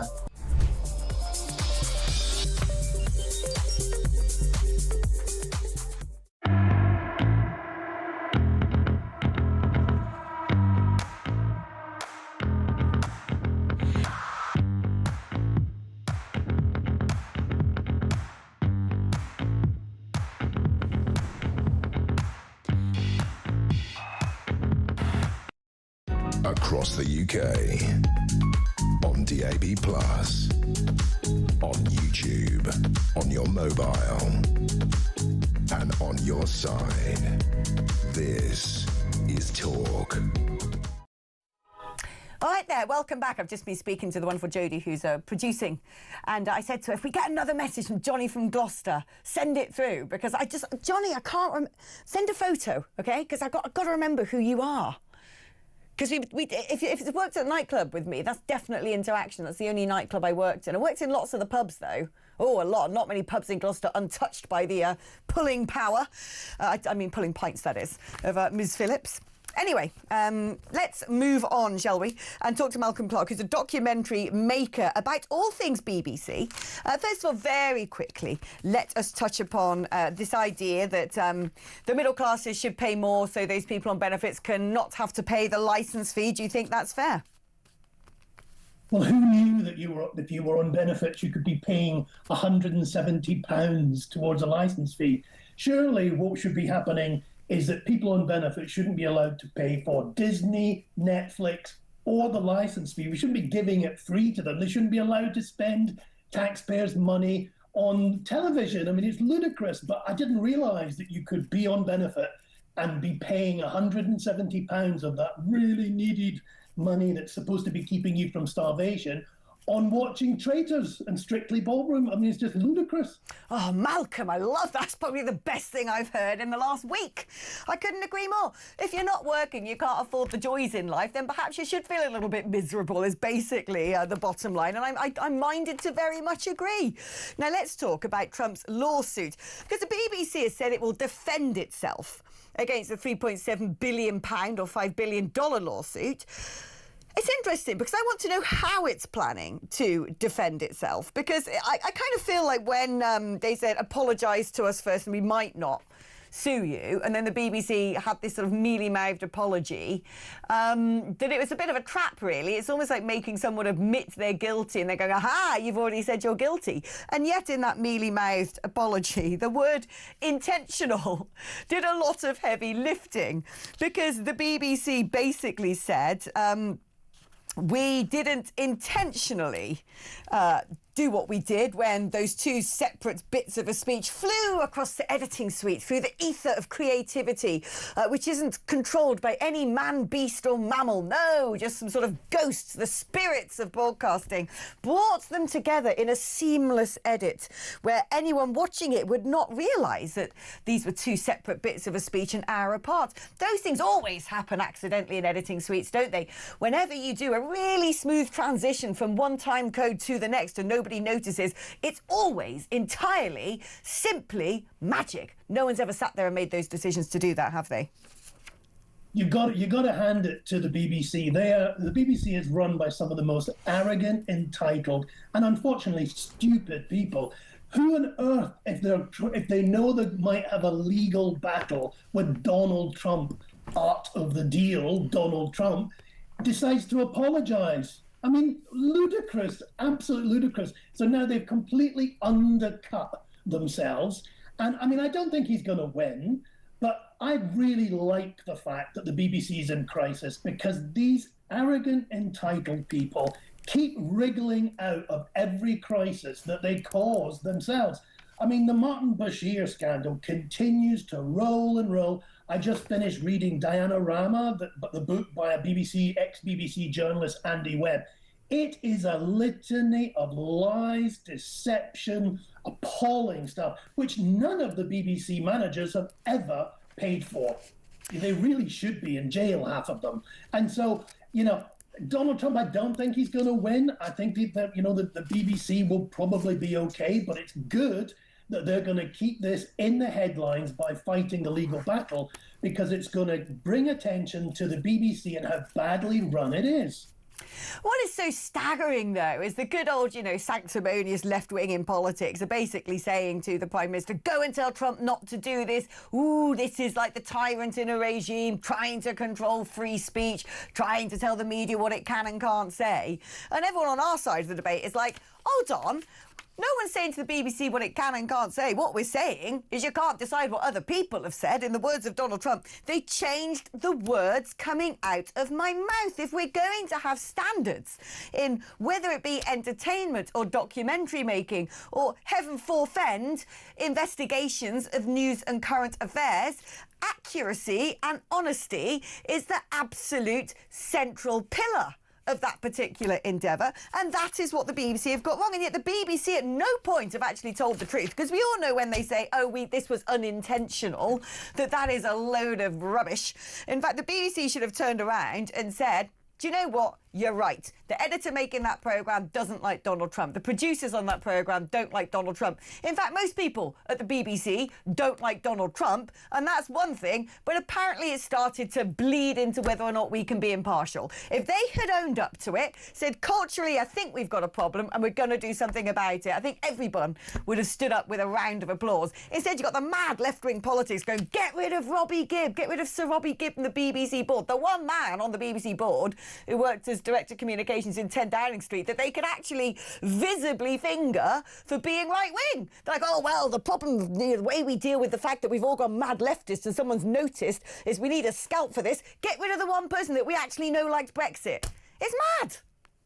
And the other thing is, of course, that Tim Davie and the head of news resigned. Then they both said there is no evidence of systemic bias, and so did the chairman of the BBC. Well, excuse me, you resigned. Why did you resign if there's not systemic bias?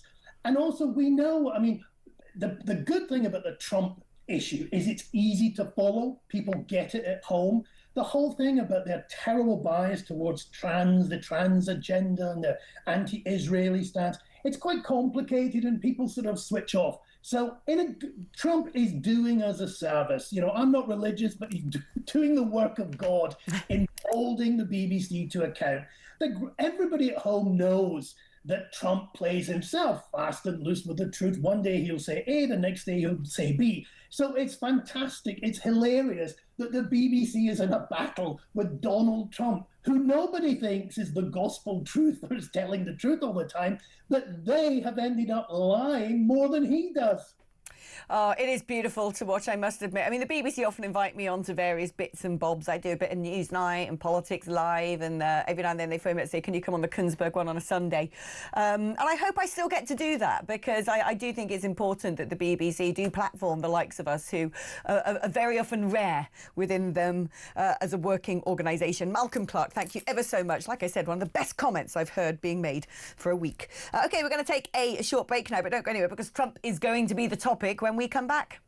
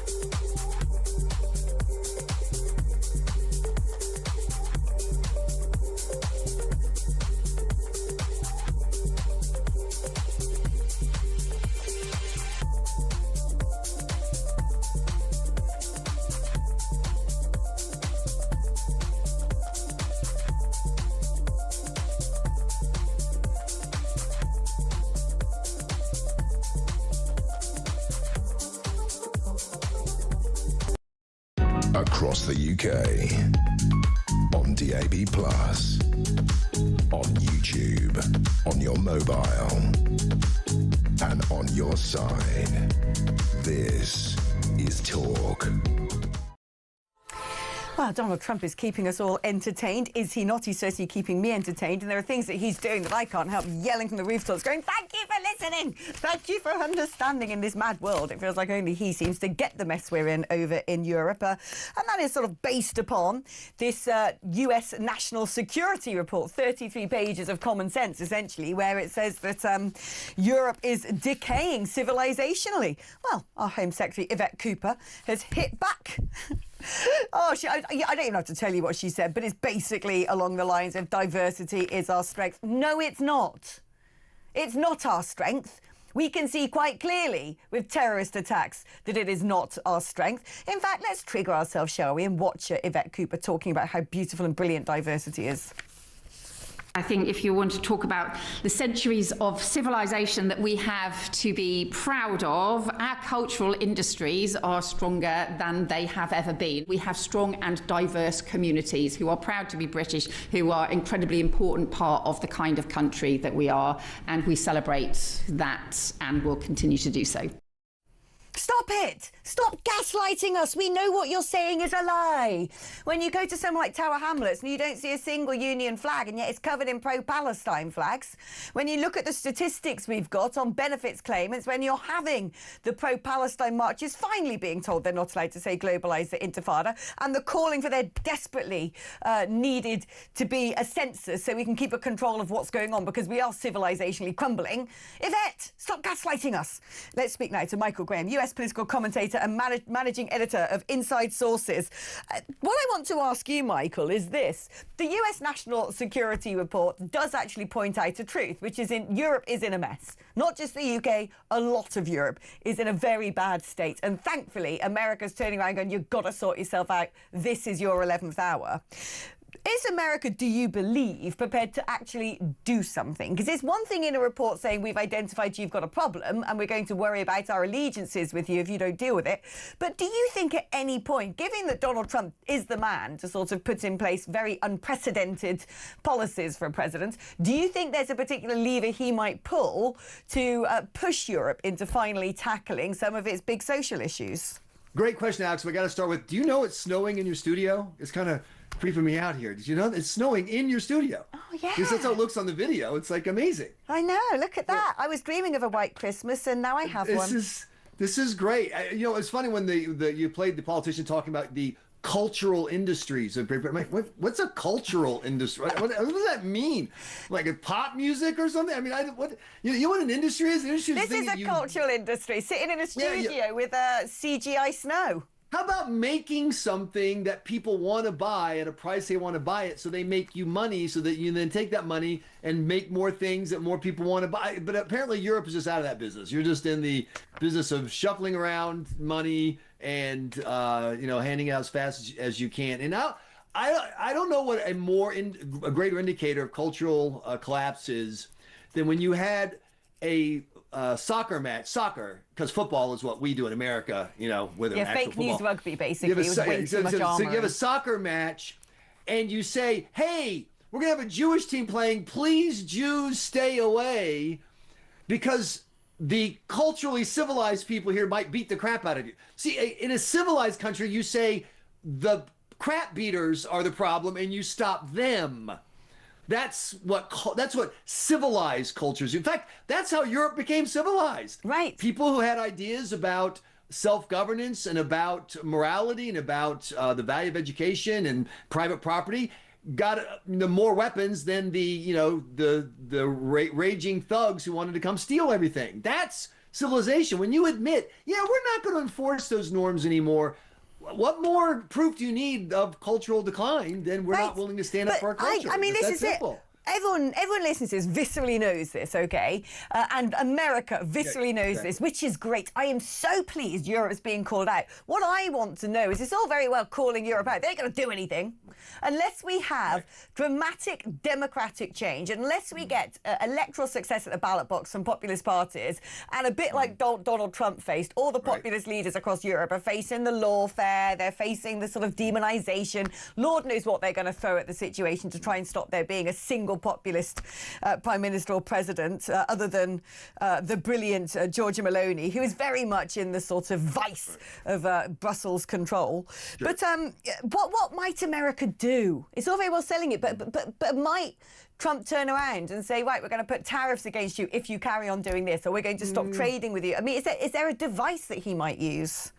I mean, I just think it's going to be political and diplomatic pressure. I really do, because one of the elements of America First, like it or not, is that you put America's economic outcomes first. And so you know what I'm saying? You want to try to get deals. Like, that's why you're having the fight right now. Trump has decided that sweet deal that the UK got early on was too sweet. And so he wants to go back and tweak it some more. So I don't think that he will cross over into that. But I don't understand why traditional small L liberals, the ones who believed in, written laws and rights of individuals, et cetera, why would they abandon the idea of defending civilization, if they think populists are so terrible, don't give them the issue. It's like the rise of Trump. I was doing talk radio in the U.S. at the time, and I would tell any Republican who'd listen, stop calling people who want secure borders racist, and stop calling people who want more trade protections idiots, even if you disagree with their policy. And I'm not big on trade barriers myself, but it's what people want. Why not be smart? And instead of calling them racist, say we're going to fix the border in a reasonable way, and we're going to do trade deals that we think whatever will, help manufacturing. Let me ask you but about. Instead, they just abandon the ideas, and then they're stunned when populists run with them and win. Well, you gave them up. Pick them up. Let me ask you then about reasonable ways, and let's talk about the travel bans. I mean, look, talking about reasonable ways, I love these travel bans, mate. I think they're brilliant. But Donald Trump initially announced travel bans affecting citizens of 12 countries and heightened restrictions for 7 others, but he's gone, I quite like this policy. I'm going to ramp it up. So as well as Afghanistan, Myanmar, Chad, Republic of Congo, Equatorial Guinea, Eritrea, Haiti, Iran, Libya, Somalia, Sudan and Yemen.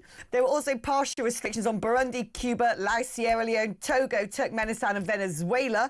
And now he's expanding the full travel ban list to include Burkina Faso, Mali, Niger, South Sudan and Syria, while other countries now facing partial restrictions are Angola, Benin, Ivory Coast, Dominica, Gabon, Gambia, Malawi, Mauritania, Nigeria, Senegal, Tanzania, Tonga, Zambia, Zimbabwe, and rather peculiarly, Antigua and Barbuda. I don't know what they've done wrong. I go on holiday there. They seem like good folk.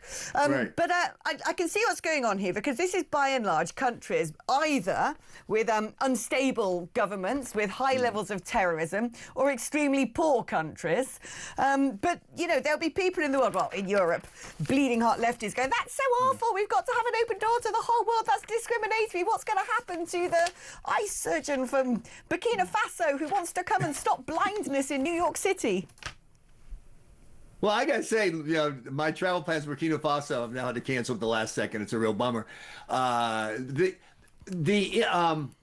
Trump administration has figured out that when people in the U.S. are talking about borders, immigrations, and protecting the borders, adding more restrictions, the voters like it. And one of the challenges Trump has is the astonishing shift in borders. I mean, we are the opposite of the UK. We went from horrible, awful. We went from reasonably sucky borders that Trump was trying to fix and Republicans were trying to fix, to Biden, where we had the explosion, just wide open borders, and now, and even the New York Times admits it was awful, to within 4 months the borders are just done. I mean, we're not even talking about the border with Mexico anymore, because it's as secure as a modern border can get. And a single administration did it in 4 months. So this is a way to bring a popular issue back. Also, there's just a reaction when people see situations like what's happening in the UK and what happened just recently with Sydney, where you have people who've come to your country and brought a culture with them that,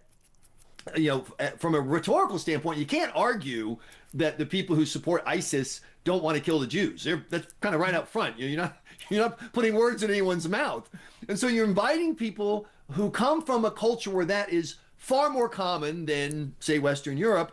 And then you're stunned that that some of the people within that group embrace those ideas. How can you be stunned? And so once again, it's back to, are you going to defend civilization by saying civilization is good? Being civilized is better than what they do in Iran, where they beat women for showing their ankles and kill people for being gay. We're the good guys. I know. Of course, the answer from the left is, yeah, but remember when we were the bad guys? We had slavery 400 years. You're absolutely right, it was terrible. But you know who else had slavery?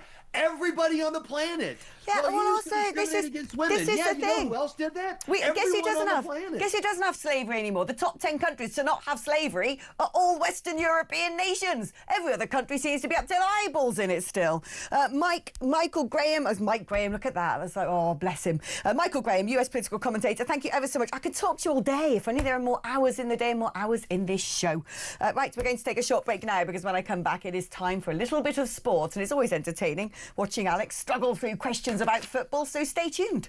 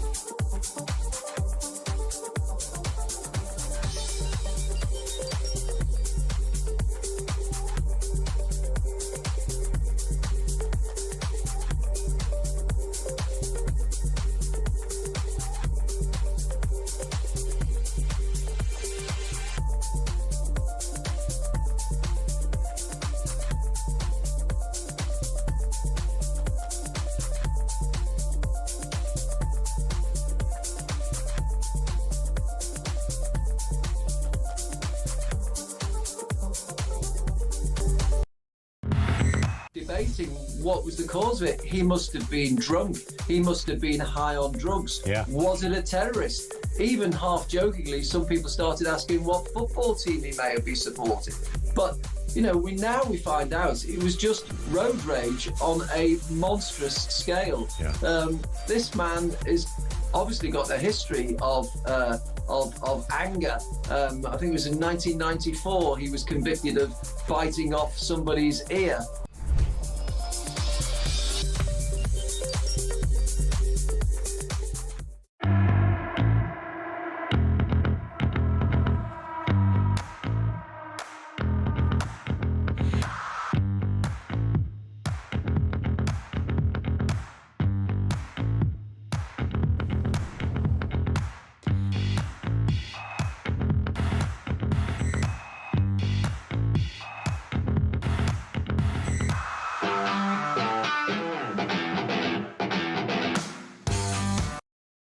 Across the UK, on DAB+, on YouTube, on your mobile, and on your side.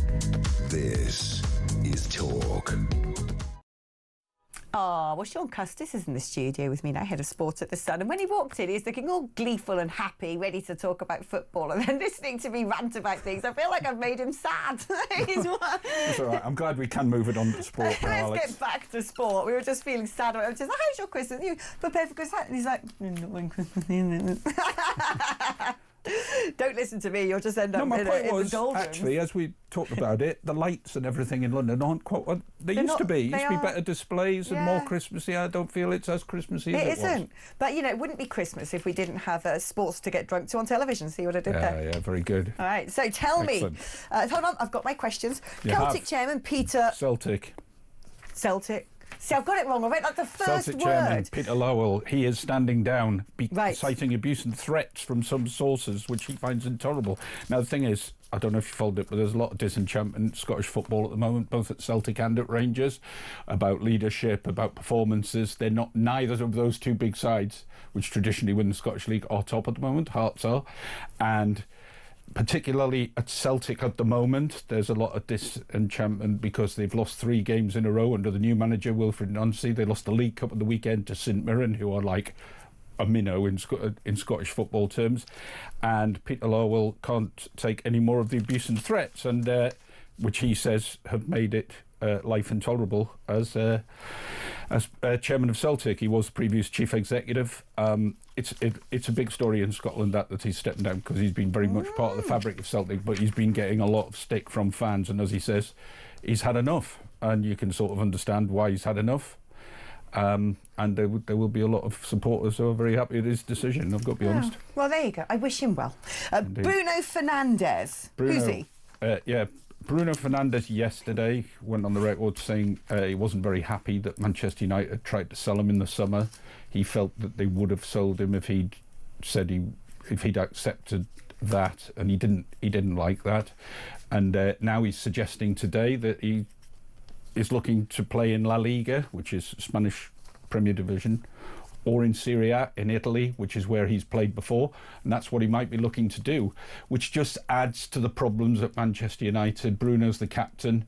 He's seen as a talismanic figure there, and him talking about possibly leaving or not being happy with the people who are running the show has got Man United fans a bit worried, on top of all the difficulties they've had this season with inconsistent performances. And he may, I don't think he'll leave in January, but he could well leave in the summer.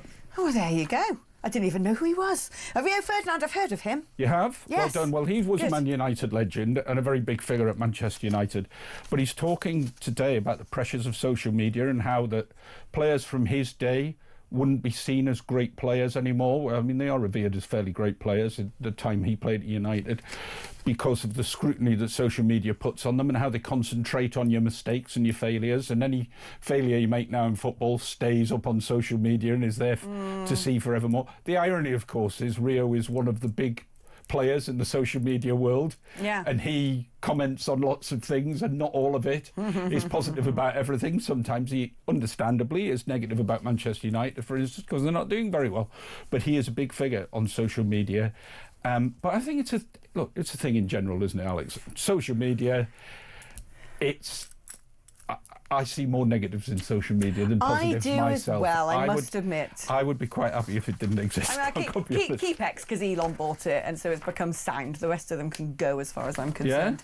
Yeah, I like my ex. Let's talk about the Carabao Cup. I've never heard of that either, but Chelsea played Cardiff last night. Chelsea beat Cardiff last night. That was a relatively straightforward game because Cardiff are in League One and Chelsea are a Premier League team. They did change a lot of their side, so you sort of might suggest they put out a relatively reserved team, but in the end they got through. So they're into the semi-finals. And tonight, my team, Newcastle United, play, and they are the holders of this cup. They won it in a fantastic performance at Wembley in February. It's the League Cup. It's the cup for all the teams in the 4 top divisions in England. That's what it's for. Whereas the FA Cup is for all the 4 teams in the top divisions in England, plus non-league teams as well, which is more wide. But the League Cup is just for the 4 divisions in England. Right.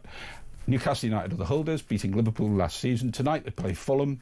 Man City also play Brentford in the quarterfinals, and after that we'll have the semi-final draw. But so far, Chelsea are the only team through. Well, there you go. You wrapped that up in perfect time as well, Sean. I am now well versed in the world of football. I know who Bruno Fernandes is. I've heard of the Carabao Cup. Next time in the studio, we'll have a lot more to talk about. Sean, thank you ever so much. You also know that it's Celtic and not Celtic. It's Celtic. Well. And Serie A is an Italian league, not a Middle Eastern country. Indeed. Back after this.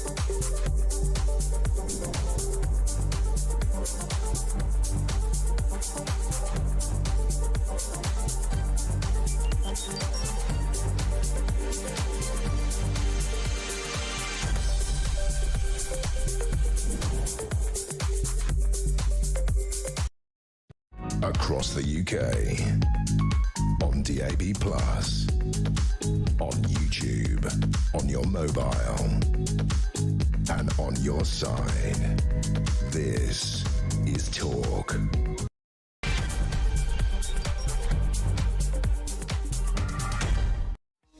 Hello there and welcome back to the show. I think it's about time we did some voice notes, read some messages and opened up the floor for all of you wonderful people out there. So let's do some messages first. Samantha in Lancashire says, don't forget not everyone on benefits can work. You might not mean people who are disabled, but in general the public put us all in the same group since universal credit. Words matter. You know this. I do know that. Look, Sam, I get it. There will be plenty of people out there who for very valid reasons cannot work.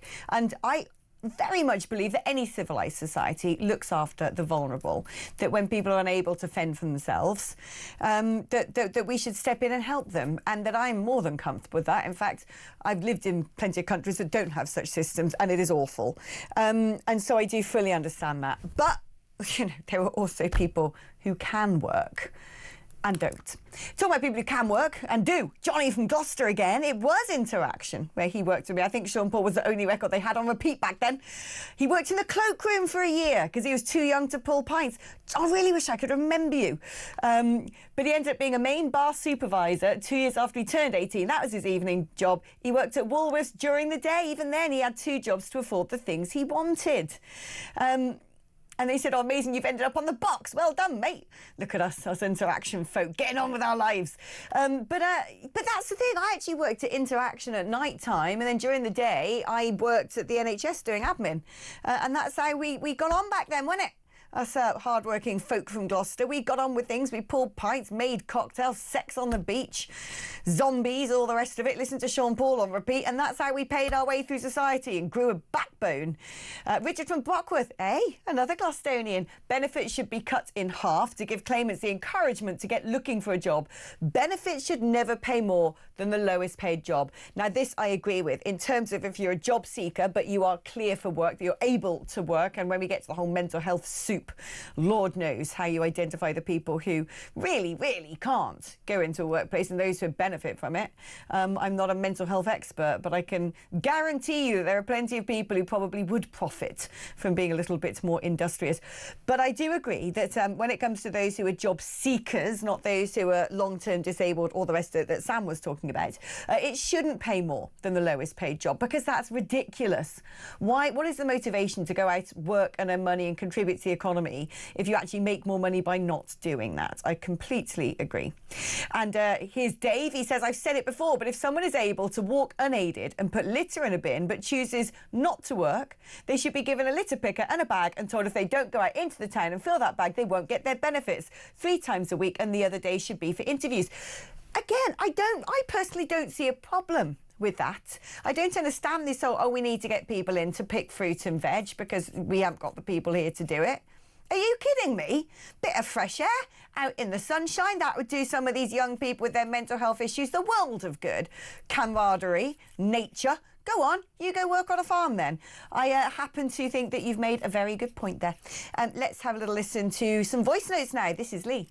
Hi Alex, Lee from Newcastle, great show. Just listening to your conversation there about welfare for migrants. I employ a girl from South Africa, although she's British passport descendant. She's lived in South Africa all her life. She moved to this country the back end of last year and brought her South African husband and her daughter. To allow them to come to the country, they had to have £80,000 in the bank and pay for their national insurance up front. So she's a British national, she has a British passport, but she's not entitled to anything, nor her family. So how come migrants are entitled to everything? Make it make sense, please. I know, make it make sense. That's what I always say. I was staying with one of my best mates, Rashida, the other day, who I've known for 20 years. We worked together when I lived in Ghana. And she's over here as a Ghanaian journalist, and she's had to pay all of her health surcharges up front. The tax she pays in the UK, she earns good money, does our Rashida, is astronomical. And she's like, what is wrong with your country? Why have you got all these people not working? I pay into your system. I love flying your national flag. I'd never walk down the streets flying the Ghanaian flag as much as I love the country from whence I came. And she doesn't understand it either. But she's one of those people that has had to pay into the system before she's been allowed into the country. So where and who are all these people that don't do the same? Let's have a listen now to Judy. Good afternoon, Alex. It's Judy from Maltofts, West Yorkshire. People coming to this country and claiming benefits, etc., could be stopped overnight. They just have to bring a law in saying you can't claim benefits, social housing, or legal aid unless you've lived and worked in this country for 10 years. That'd stop it overnight. I know they won't, because Labour just love giving our money away to anybody else but the British. Thank you. What a beautiful accent. I loved that. Let's speak now to James Hill, Deputy Political Editor of The Spectator. James, you know, there does seem to be two sides to this story, from anecdotes that people have said to me, anecdotes that I could share myself. My former Turkish next-door neighbours, for instance, have been in this country for 7 years, but because the nature of their visa changed, they're not able to apply for indefinite leave to remain, and they think that they're going to end up pushed on the outside. And their son, who's done his entire education system in the United Kingdom, therefore will not be able to go to a UK university, and they're heartbroken about it. And she's a biochemist, he's a top oncologist, and you just think this is madness. You know, why are people like that being punished when they're more British than me and you, quite frankly? And yet somehow when you read these statistics, what we seem to learn over and over again is that many spouses of migrants are going to be a net drain on the economy. In fact, they're going to cost Britain £5.6 billion over the course of their lifetime. That is based upon 51,000 people who entered the UK between 2022 and 2023. And we're also learning that there are migrants breaking benefit rules, and this is happening 200 times a day. I just can't seem to bring these two halves of the story together. So I wondered if you can help me. What is going on? Well, I think there's two issues here, Alex, which is that you have to design a system to deal with the level of social trust that you're experiencing. And unfortunately, there are too many people, both British and those who've come here from abroad, who have taken advantage of that system. And we've seen this in terms of the out-of-work benefits bill spiralling. But we've also seen, as you're saying, you know, the number of sanctions on those who are foreign people who have come here and claiming benefits has certainly increased. And there's about sort of 14% of overall the number of sanctions applied. So we have to design a system that basically incentivizes the best while also punishes the worst, and that's a very difficult thing. The other story you mentioned there, Alex, was about the Migration Advisory Committee talking about how different spouses are going to contribute to the economy, and it shows that only 10%, only the top 10% of earners of foreign-born spouses are going to actually a net gain to the UK Treasury over their lifetimes. So the key question is, of course, is how do you get the balance right between people coming here, which might give a short-term boost to the economy, kind of filling some of those jobs that have proven difficult to fill, while also we get the long-term balancing act right, which is actually, if you do come here and maybe you're in your 40s, you only work here for maybe 10, 15 years, and then you start claiming state benefits and pensions, and you live for 30 years or so, that obviously is going to be a drain. It's a very difficult question. I think perhaps the system was too lax for too long under the last government, and this one as well. But right now there's a conversation being started, and I think, frankly, many people think it's long overdue. Oh, it's definitely long overdue. But it does seem to me, you know, reflecting what you said, a little bit like the very people we want here, the people who contribute to society, the people who want to integrate, the people who love Britain. I know far too many examples of people like that who are really struggling to even stay in this country, despite the fact they're paying loads of taxes, despite the fact that they're brilliant. And yet, yeah, the list goes on and on of people that you think, you don't even speak English, fam. What are you doing here? And I can't understand how the system has become so rubbish that we can't distinguish between the two of them. Well, I think COVID broke a lot of it, and that's been a big thing which has sort of damaged our economy for years. We're still suffering from long COVID. You're right, it's very unfair on certain individuals.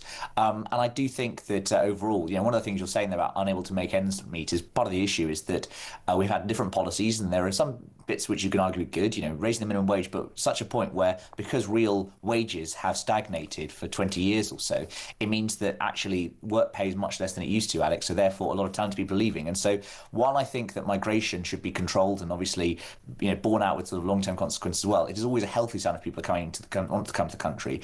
And it is why when you get set, for instance, in the 70s, London was depopulating, that is a worrying sign, that is a sick sign. So although migration, there's a bit of debate about it, it's been the big public priority this year, and that's probably why Reform UK has done so well.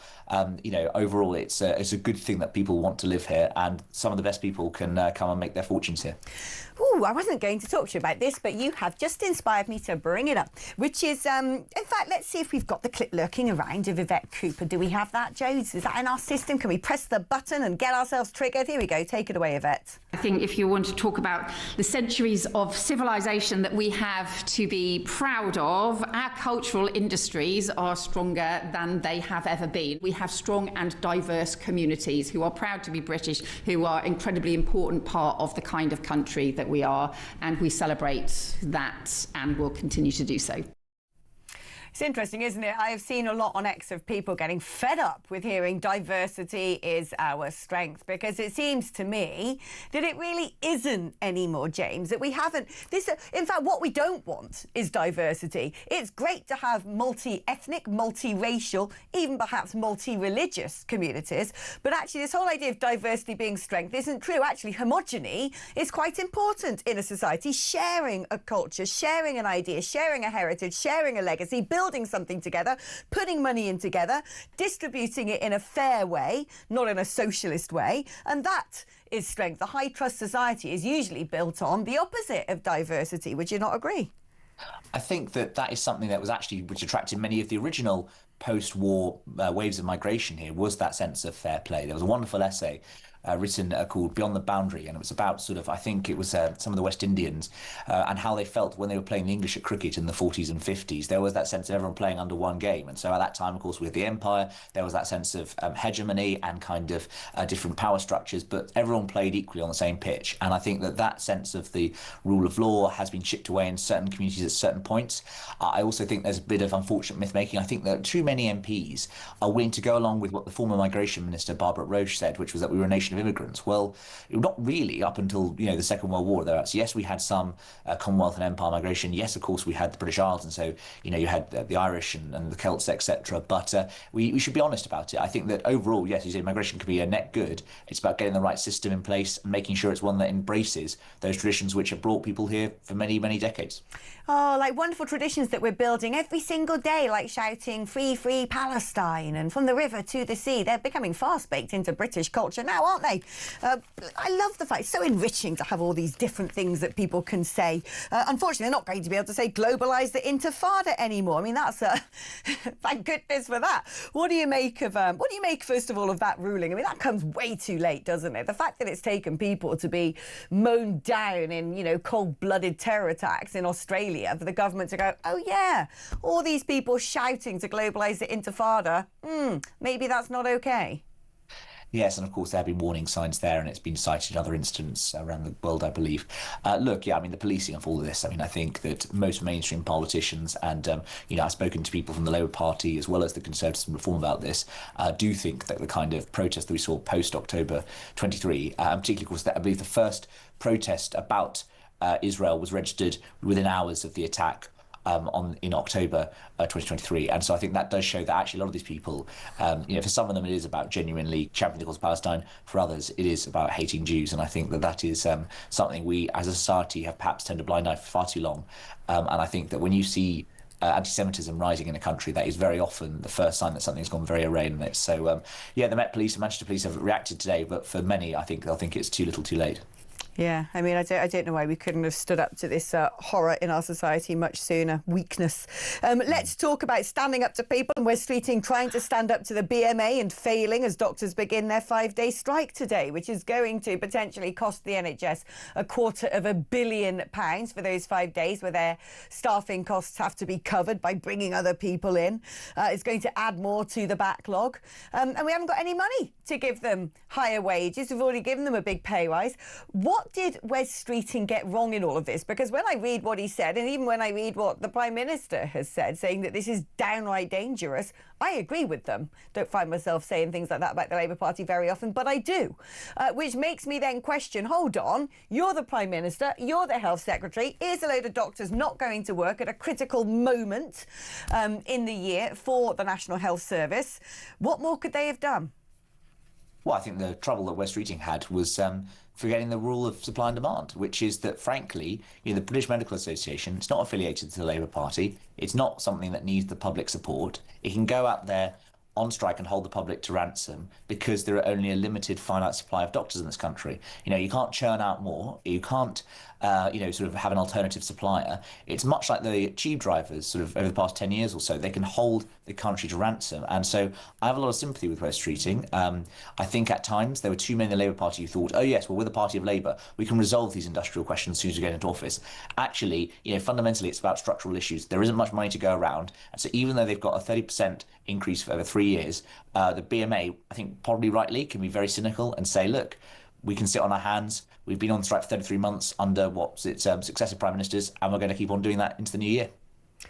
But do you think that we should be, because at the end of the day, we are talking about, I use one example, Cheltenham General Hospital has closed its A&E to emergencies, which really doesn't make it much of an A&E anymore, does it? So for certain people in certain parts of the country, this could end up as a life or death matter. Do we need to actually start exploring whether or not we should be allowing critical medical personnel to not turn up for their jobs at a moment when the strain on the NHS is at its highest? Because this isn't just about, oh, well, it's not okay to say other people can strike, but not these industries. We say it about the army, we say it about the police, and for good reason it comes down to public safety. And we're talking, if Sir Keir Starmer is saying this is dangerous, and it's dangerous when it comes to the provision of frontline medical treatment, that is a matter of life and death. Do we need to get real with the BMA? Well, I think the Conservatives have pledged that they would ban doctors from going on strike. And as you said that, Alex, there's also things like GCHQ, Cheltenham Communications, where they refuse to be allowed to unionise and go on strike there.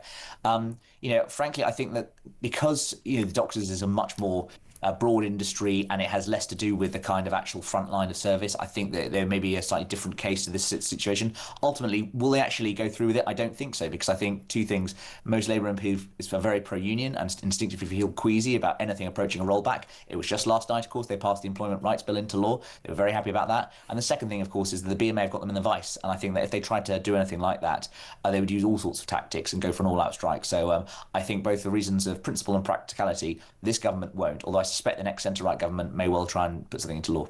Let us talk about, I like that, the next centre-right government, see what you did there. Let us talk, actually, I wasn't going to talk about the Employment Rights Bill, but as you've brought it up, let's do that, because it's sort of like, this Labour Party have been extremely productive about pushing things through. When people go, oh, they're useless, Sir Keir Starmer's not in control, it's a disaster. I kind of think the opposite. I think somehow they're dangerously very good, that they've managed to, in the space of about a year and a half, probably less, trammel over a lot of things in the United Kingdom that we've been holding back and are successfully turning us into a socialist dystopia at an alarming pace. Talk to me about the Employment Rights Bills. What managed to get through yesterday? Well, on the first point, I'd just say that I think I was talking to a senior member of the Shadow Cabinet the other day, and they said that the only person who had a plan and been a successful government minister was Ed Miliband, one of the most left-wing ones in the Cabinet. And I think that does show they are affecting that agenda in office. On the point of the Employment Rights Bill, there was a lot of ping-pong in the House of Lords, held up also by the fact they're getting rid of Henry Pearce, so there's a lot of bad will in the upper house currently. But what it would mean is that you'll get day one rights and you start a job. That means that previously there was a period before you got to apply and get the same rights before you were, if you were to being fired. That means, of course, on day one you could turn up and become a unscrupulous employee or sort of lazy, etc. You will get the same protections in law that other people have had previously who've been there much longer than you. And that's something that they are very proud of. And, I've had Labour politicians, you've heard them openly in the chamber saying this is the biggest extension of workers' rights since the 1970s. I just think for this Labour government, they'll be hoping it does in the same way as Jim Callaghan's did in 1979. Oh, what happened to Jim Callaghan's? The Winter of Discontent. Ah, yes, of course. Well, indeed. We could be facing a national strike at some point soon, the way things are going, when people realise they can get what they want by pulling that lever. Stay where you are. Let's bring a caller into the conversation and involve Ashley, who's in London. Hi, Ashley. Hi, evening, Alex. My issue is, well, a big issue really, is Zara Sultana, right? I personally, I find her completely odious. She just speaks, and I just think, oh, what she can come up with next. But the reality, she's an elected MP who is standing outside a prison about hunger strikers, relating to. She's standing there. She's meant to be representing her people, but she's there about her own personal views, her own personal politics, and her own outlook on life, not as an MP. And she shouldn't be using that. Now, the judiciary is broken. I mean, it's not right that these people should be in there for a year without being in front of a judge, and that's the part that is a bit shambolic, right? But the actual people themselves, there's loads of people in prison under the same situation that aren't starving themselves, right? It's all about front, it's all about show, it's all about their Palestinian front alliance with the ultra-left and the Islamists. It's all about getting the word out there, potentially, in my opinion, causing a problem with their trial when it gets there, because it's going to cause a problem about fairness of a trial now that all these names are out and so on and so forth. And all these other people that are sitting there in prison, that are actually sitting there eating their food, doing what they're doing, speaking to their lawyer about when they're going to go to court, and not sitting there saying they're going to kill themselves. Also, they're on remand because, let's be honest, most of these Palestinian action mobs, most of them get arrested and de-arrested straight away and then bailed and all the rest of it. Like, these people have actually done something. I mean, let's actually, you did make a very good point in what you're saying, which is prejudicing a trial. So we've got to be careful how we handle this, because if we want to see justice served, whether or not these people may be innocent or whether they're being held in custody for no good reason or whatever, you know, we've got to be careful how we tread so we do not end up prejudicing this trial. But in terms of, I'll go back to your original point and I'll put it to James, who's still with us, which is the idea that, you know, people like Zara Sultana are creating a sort of activism out of politics. It isn't about what my constituents want in terms of, you know, clothes for their kids when they go to school, electricity bills. It is sort of sixth form performance politics, isn't it? Well, I mean, that sums up Zara Sultana's career. And look, she has every right to do that if she would wish. But I do think it makes her very difficult to work with. And, you know, I was speaking to a member of your party back when she was still very much at the forefront of that, about 5 months ago, and they just said the problem with her is that she's so woke. And this was a full-on Corbynista, you know, redder than red, tooth and claw, but they just found her difficult to work with. In terms of Zara Sultana, what she's doing, I mean, she's aligning herself with a group of hunger strikers whose demands are much more wide-ranging than those of the last notable hunger strike in this country, which was the Bobby Sands and IRA protesters in the early 1980s. And so I think they're completely implausible. She's obviously going there for the stunt. Stunts can be a good thing in politics, and you know, sometimes they can achieve great change. On this, I think, frankly, she's got very few allies in the House of Commons, and I'd be very surprised if anything comes of her protest in a way which endears her across the political spectrum. James, wonderful to have you join me. It always is. You're so wise. Look at you. It's like an encyclopedia of information. You can just rattle off the date and the names of the last hunger strike. It's like, blimey. He's like, I don't know what he is. He's like Grok in human form. Right, we're going to take a short break now, but when we come back, we're going to be talking about the fact that finally people who chant "Globalise the Intifada" will be arrested. But what has this meant in the 2 years that this has been taking place? The 2 years in which the amount that people who are, in my mind, very extrovertly, not just anti-Israel, anti-Jewish, that are overtly fascistic, racist and harbour sympathies towards terrorist organisations, have been allowed to run riot, run amok, not just in London, but in other towns and cities across the UK and Europe and Canada and America and Australia, as we are now seeing at a very tragic human cost. We're going to be discussing that when I'm back after this.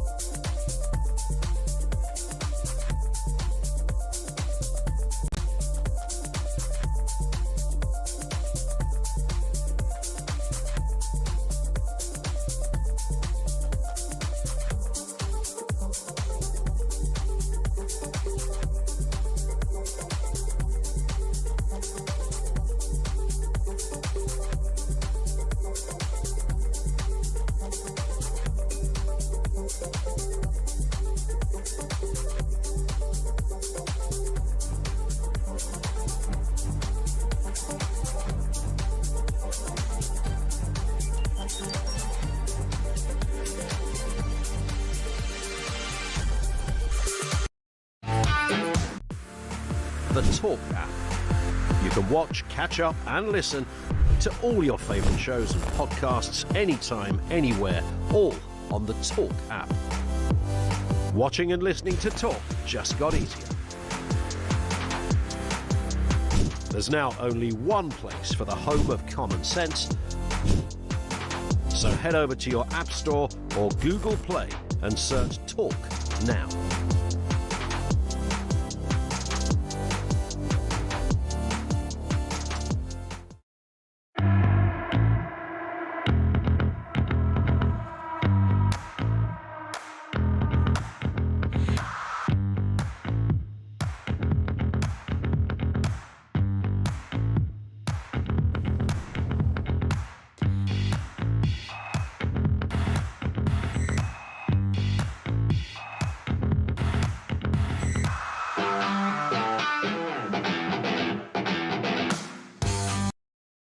Across the UK, on DAB+, on YouTube, on your mobile, and on your side. This is Talk. Hello and welcome back to the show, and welcome to the show Sharon Haskell, Deputy Foreign Affairs Minister from Israel. Very honoured to have you on the programme, can I just say. Hello. So, hello. We have now, thankfully, reached some common sense in the United Kingdom after 2 years. I think we've been woken up after the awful atrocities that happened on Bondi Beach in Australia. And it turns out that we are now going to arrest people for shouting "globalise the Intifada." Can you explain to my audience, who may have heard this word a lot being shouted on streets at pro-Palestine protests, being put on social media, the significance of this and why it is so important that perhaps other countries follow in the United Kingdom's steps? So I'll let you know exactly what it means. I was a combat soldier during the times of the Second Intifada. The Second Intifada is a period of time, and this is a violent uprising where Palestinians went on suicide bombing attacks in buses, in schools, in hotels, in restaurants, in bars, just, children, women, elderly. That is the meaning. The Bondi massacre is what it means to globalize the Intifada. To globalize it means to bring the Intifada, where thousands of people were murdered in the most brutal way by suicide bombers, by shootings, by car rampage, by axes, by knives, okay? And bring it to London, to Paris, to New York, and to Sydney. This is what it means. And, I don't wish up on anyone to see the sights that I've seen during the times of the Second Intifada. The smell, the bodies, the burnt people that were screaming to get rescued out of buses, out of the restaurants. Those are the sights that the people at the beach in Bondi Beach saw. Exactly the same. I really struggle to understand why it is that across the West we have somehow fallen into the clutches of too many people in our establishment, and along with them too many members of the public, being drawn into the grievance narrative that somehow Israel is evil and that anybody shouting for Palestine, for Gaza, all the rest of it is the freedom fighter. I've been to Israel recently. I've seen the October the 7th footage. I know a little bit, I'm not going to claim to be an expert, but quite a while, more than most people, about the history of Israel. And I don't just mean in the past 60 years or since the Balfour Declaration, I mean since time immemorial. But why is it that so many people in the West, when it should seem obvious in my mind that most Westerners should actually see Israel as our natural ally, as our Judeo-Christian cousin, why is it somehow politically we seem to have gone completely the opposite direction and have too many people essentially siding with terrorism? So there's two reasons. One of them is a mass immigration from the Middle East, coming from countries like Pakistan and Syria, Afghanistan and Lebanon, where in schools you're being taught to demonize Jews, to hate Israel. This is something that is a culturally acceptable and normalized. And then they import that anti-Semitism, this demonization of Israel into their new country, whether it is England or France or Belgium or Norway. And when they bring it to the new country and they don't assimilate into a new society, okay, but bringing with them a lot of the bad things that are happening there. It's not just that they're importing the anti-Semitism. You need to understand that this is only a symptom to a much deeper disease that is infesting in Europe, which is radical Islam. These are organizations like the Muslim Brotherhoods, like the IRGC. They have military wings like Hamas and Hezbollah and ISIS and Al-Qaeda, but also social and economical wings. And they have infiltrated, this is part of their strategy, to infiltrate into Western democracies to try and destabilize those democracies, to push Sharia law, and to push the idea of an Islamic caliphate among your own country. And so when you see those demonstrations where they're chanting death to Israel, they're also chanting death to America, death to the UK. They're not just burning Israeli flags, they're burning British flags. When, this rapper was calling death to the IDF, Bob Vylan, okay, in the festival, a year before, a few months before, you know what he was calling? Kill your local MP, kill the police.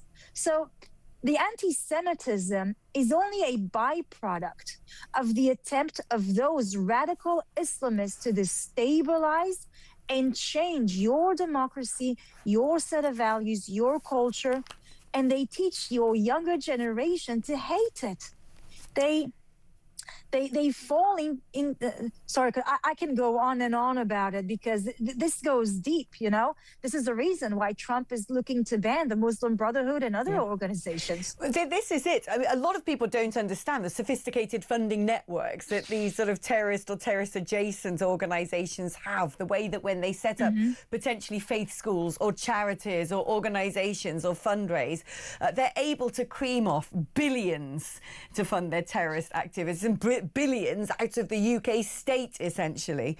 But it's not just the military wings that they're subsidizing. This is media, social media, projects like cultural centers in the UK that are a front for conversion centers or centers to radicalize the youth and Muslim community, to actually push them towards the agenda of the Muslim Brotherhood, of the IRGC, of very radical extremist Islam. So it's not just a military warfare. This is a social, an economical, a media one, a social media.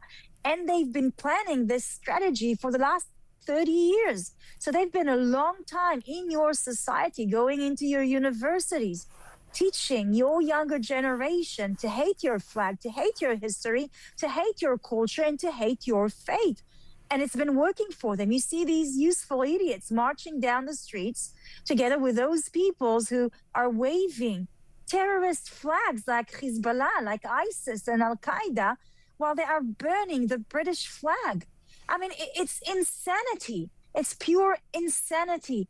This is, what we represent, what Israel represents in the Middle East is those values of liberty, of freedom, of equality, of women's rights.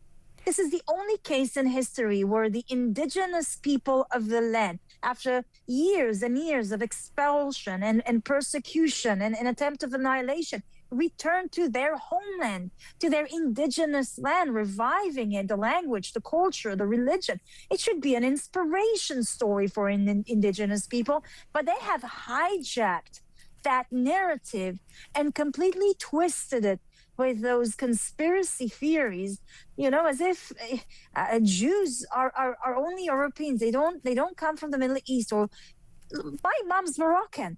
There were millions of Arab Jews who were expelled from Morocco and Algeria, Libya, Egypt, Afghanistan, Pakistan, Syria, and all these Arab countries. They were thriving there. They were expelled. They were persecuted. They were thrown out. Their property This is were the point, isn't it? confiscated. It's an inversion of the truth. It's an inversion of the truth, Absolutely. because actually when you look at Christians and Jews, and Islam came 900 years after Christ, what happened was they were the people who were murdered and persecuted and thrown out of their lands, because the colonizers were the Muslims. And when you go to Israel, and you know, I would urge anybody who's never been to Israel listening to this, go at once. It is the most incredible country, because as you said, it is symbolic. You were saying then about Jews who have come from Afghanistan, from the Maghreb, from Russia, from Ethiopia, from all over the world. To me, Israel actually does represent what utopia should look like. It represents tolerance, it represents freedom, and yet the narrative being spun is a complete inversion of that truth from the people who are, in my mind, the oppressors. Absolutely. You are absolutely right. And you see this ridiculous hypocrisy. Israel is the best place for women to live in the Middle East. Look on what's happening in Afghanistan. Look on what's happening in Iran. And they were marching with Iranian flags. I mean, Israel is it's not perfect, but it's a living proof that Muslims and Christian and Druze and Bedouins and Jews can actually coexist and live together, serve in parliament together, at the high Supreme Court, at the medical, and it couldn't be more opposite than the truth. But this is part of the propaganda to demonize it so that Israel, the symbol of liberty in the Middle East, will be exterminated. And whoever that doesn't understand, who still believe in some way that this might be a territorial dispute, is so far away from the truth, just to not understand it. This is it is a cultural dispute that has been going on for hundreds of years. It didn't start yesterday. It didn't start on the 7th of October. No, it didn't start with the foundation of Israel. It didn't start in 1929 on the massacre of the Hebron Jewish community by Arab neighbors. It started a long time before that. I couldn't agree more. It started, I would say, when Bedouin tribes suddenly got hold of Judeo-Christianity, called it Islam, and then off we go. Sharon Haskell, thank you ever so much, Deputy Foreign Affairs Minister for Israel. What an honour. I love Israel. I mean, I just fell in love with it when I went there. One of the most amazing places I've ever been. And I know I'm not getting 7,000 shekels from the government or anything like that. I do have my own mind. I'm able to go do my research by myself as a journalist in search of the truth. We're going to take a short break now. When we come back, we're going to be looking into what the headlines of tomorrow are going to be with the brilliant Will Barker, who's Deputy Head of News at The Sun.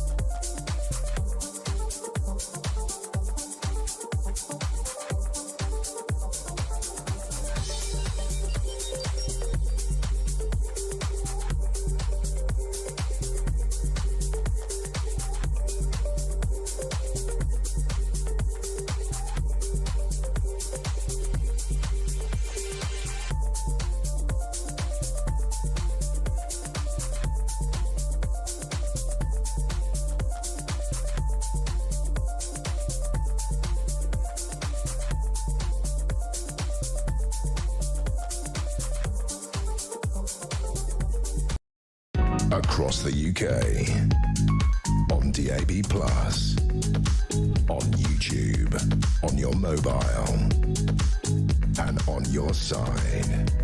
This is Talk. Hello and welcome back and welcome to the show. The brilliant Will Barker, Deputy Head of News at The Sun. Very important man in this building, some might say. Well, I'll leave you to make that call. Well, I do. I've made it, and I think that makes you very important because you are part of the decision-making process at what shapes the news agenda in this country in what is probably our country's best-selling newspaper. So there you go. If that doesn't sort of give you the gravitas that you deserve, I don't know what would. So tell me about what's in the paper tomorrow. Well, we're splashing on a story.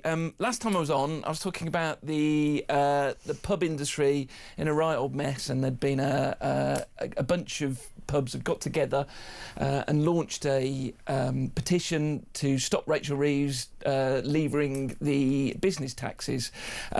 So now we've got a very high-profile victim of this hospitality crush, one Pep Guardiola, obviously manager of Man City. He's going to have a few bob, but even he can't survive Rachel Reeves' budget. He's got a very posh restaurant up in Manchester. I don't know if you've been. I used to live in Manchester back in the day, once upon a time in my youth. Yeah. Well, there's this place, Tascatala, which opened 7 years ago, and they've had lots of the Man City stars all going in there, but they've struggled, and they're now closing on Saturday. Can't cope, struggling in the economic climate. As a sort of a bit of a pointed. It's astonishing. I'm reading here in your copy that. In terms of hospitality, the big pain, largely, and we've only just got these employment rights laws going in there, that's going to be a nightmare, and the increase of minimum wage and taxes on alcohol and, you know, cost of food going up. But the business rates, see, an average restaurant or pub have to pay 76% more. It's crazy, isn't it? Absolutely crazy. And I say UK hospitality keeps banging this drum, but Rachel Reeves keeps ignoring it, and there lots of places like this is going down the Swanee. I was speaking to a publican the other day, actually, who was saying that their business rates were 14,000 a year and they've gone up to 29,000. Wow. And you just think that is more than, I mean, but that's less than the 76%. Actually, maybe it's not, I can't do numbers. No. But it is insane. They're going to kill off restaurants, pubs, all of it. Yeah. Oh, well, hopefully the restaurants will stop banning Labour MPs from their establishments, from their hostelries as well. Now, tell me about this most wanted found in the Thames. Yeah, so this is a call, we broke this afternoon. This is a call I took actually this morning from a very shady individual who told me that we need to look into the fact that this one of the Interpol's most wanted women has been fished out of the Thames. So we looked into it. Our great crime editor Mike Sullivan made some calls and discovered that it's all linked back to this extraordinary case in Colombia where a woman who had a bit of a failed affair with a gentleman, and she's now accused.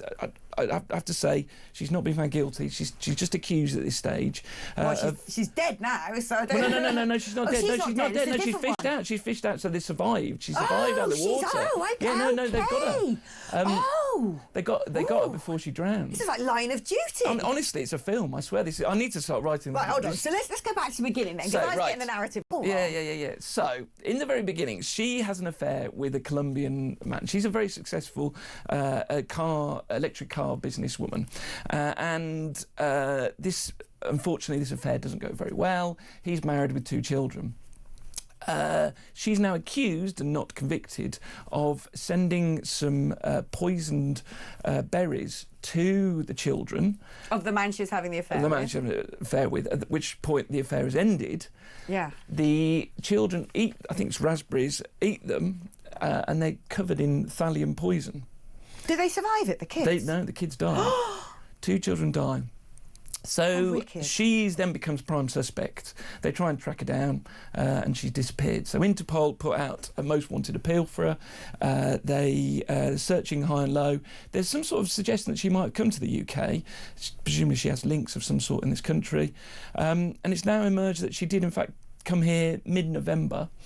And then yesterday morning, the police were called to near Battersea Bridge, where a woman threatening to jump off, and she did indeed jump, but they managed to get her before the freezing temperatures got to her, and she's now in Chelsea Hospital, waiting extradition, where she's now going to have to face these claims and these charges. Fascinating. It's good stuff, isn't it? It is good stuff. Well, it's dark. Yeah. Blimmin' dark. Right, I don't know, how do we now sort of like put the car into reverse, change gear? Big story, actually, rocking around at the latter end of today. As Keir Starmer basically saying to Roman Abramovich, right, you've got to give £2.5 billion from the sale of Chelsea FC to Ukraine. Yeah. I mean, so Keir's basically said the clock is now ticking.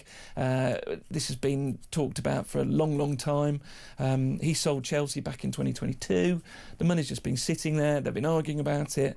And now Keir sort of decisively said, now you've got to pay up. You've got to go and pay money to Ukrainian war victims. And whether you like it or not, we don't know what Roman's thinking at the moment, but Labour are trying to be as hard as they can on it. So we'll see what happens next. I'm missing some details in all of this, and I don't know whether you're going to be able to help me fill some of them in and how much you can say, but I mean, do we know for certain that Abramovich was directly connected to Putin's evil regime in the Kremlin? I mean, he is historically he's been part of that regime, and latterly I don't think he's been hugely involved in it. I think he's tried to take a bit of a role of almost like a bit of a peacemaker in recent times. He was very involved in some of the sort of prisoner releases and things like that. But yeah, no, the government feel that this money, because the money he used to pay for Chelsea came from sort of oligarch money, which he had from sort of Putin's time. So that's money that the government see that should be back in sort of good funds, basically. Very interesting. It sort of ties in, doesn't it, to the idea that the EU want to get those frozen assets out of bank accounts in Belgium and France, and actually, you know, Belgium and France saying you can't do that because it sets such a dangerous precedent. No one's going to want to put money in banks here if you can just decide the money must come out. It's not that I've got any sympathy with what you know of Putin and his cronies, but I think that story is going to have a second chapter, quite possibly. Oh, probably it'll go on and on. I mean, it felt like today was a decisive moment, but he's got to have Roman help out, and he's got to. I wonder if it will actually imperil his safety, Mr. Abramovich, because you know, Putin doesn't take kindly to people who he decides are now on the opposite side of the debate to him. Yeah. Okay, right, Victoria Beckham. Yep. So Posh Spice has given us a little insight into her and David's life. I don't know how you've been in relationships with timekeeping. I'm a bit of a stickler with my wife. I often find I'm sort of sitting waiting in the car for her. Drives me insane. She's sort of just, you know, faffing about and won't hurry up. And it turns out David's even worse. David likes to get to events. I think she makes some comment even before the waiting staff have arrived. So she's hanging around and doesn't like it very much. And she thinks that it should turn up fashionably late. Yes. Interesting. I must admit, when it comes to timekeeping, I'm never massively late, but I'm never on time. I'm usually sort of in the ballpark of about 5 minutes after I intended to be there. And it doesn't matter. I could literally set my alarm clock 2 hours earlier, start the process, or set it, you know, 2 hours late. It doesn't matter. Yeah. It's just this thing. I'm always later than I expected. But it'd be quite nice to be with somebody who is a good timekeeper. I think that's a that's how it would work, isn't it? He'd sort of be kicking you to get going and. Yeah, I think that's quite nice. That's made me quite like David Beckham. Oh, apparently here though, he's a loud snorer as well. Yes. Are you a loud snorer? I might be. Yeah. After a few jars. Yeah, Dan Weatherspoons after a few jars. Yeah, happen. We've all been there. I've had my adenoids out and I could still probably keep the neighbours awake if I've had one too many sherries. I think we're all in that, but especially as we get older, I can't wait to turn into neither of my parents on that front, I must say. Well, there you go. Brilliant stories for tomorrow. Pretty gripping stuff. So go out and buy a copy of The Sun. That should be the advice. Will Barker, thank you ever so much. Yeah. OK, we're going to take a short break now, but when I come back, it's your opportunity to let me know what you think about the stories we have been discussing today. The number is 03444 9991000. It's your normal network rate. And I've got loads of messages to read out as well, so don't go anywhere. I'll see you in just a moment.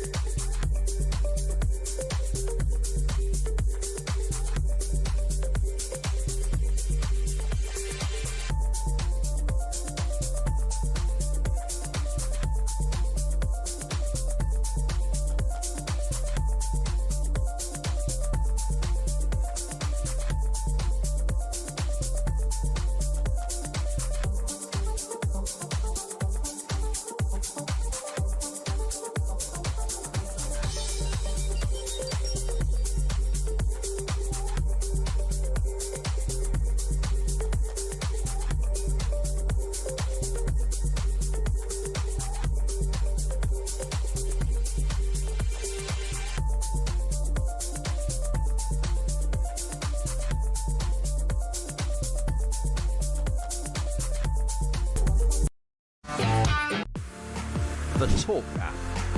You can watch, catch up and listen to all your favourite shows and podcasts anytime, anywhere, all on the Talk app. Watching and listening to Talk just got easier. There's now only one place for the home of common sense. So head over to your App Store or Google Play and search Talk now.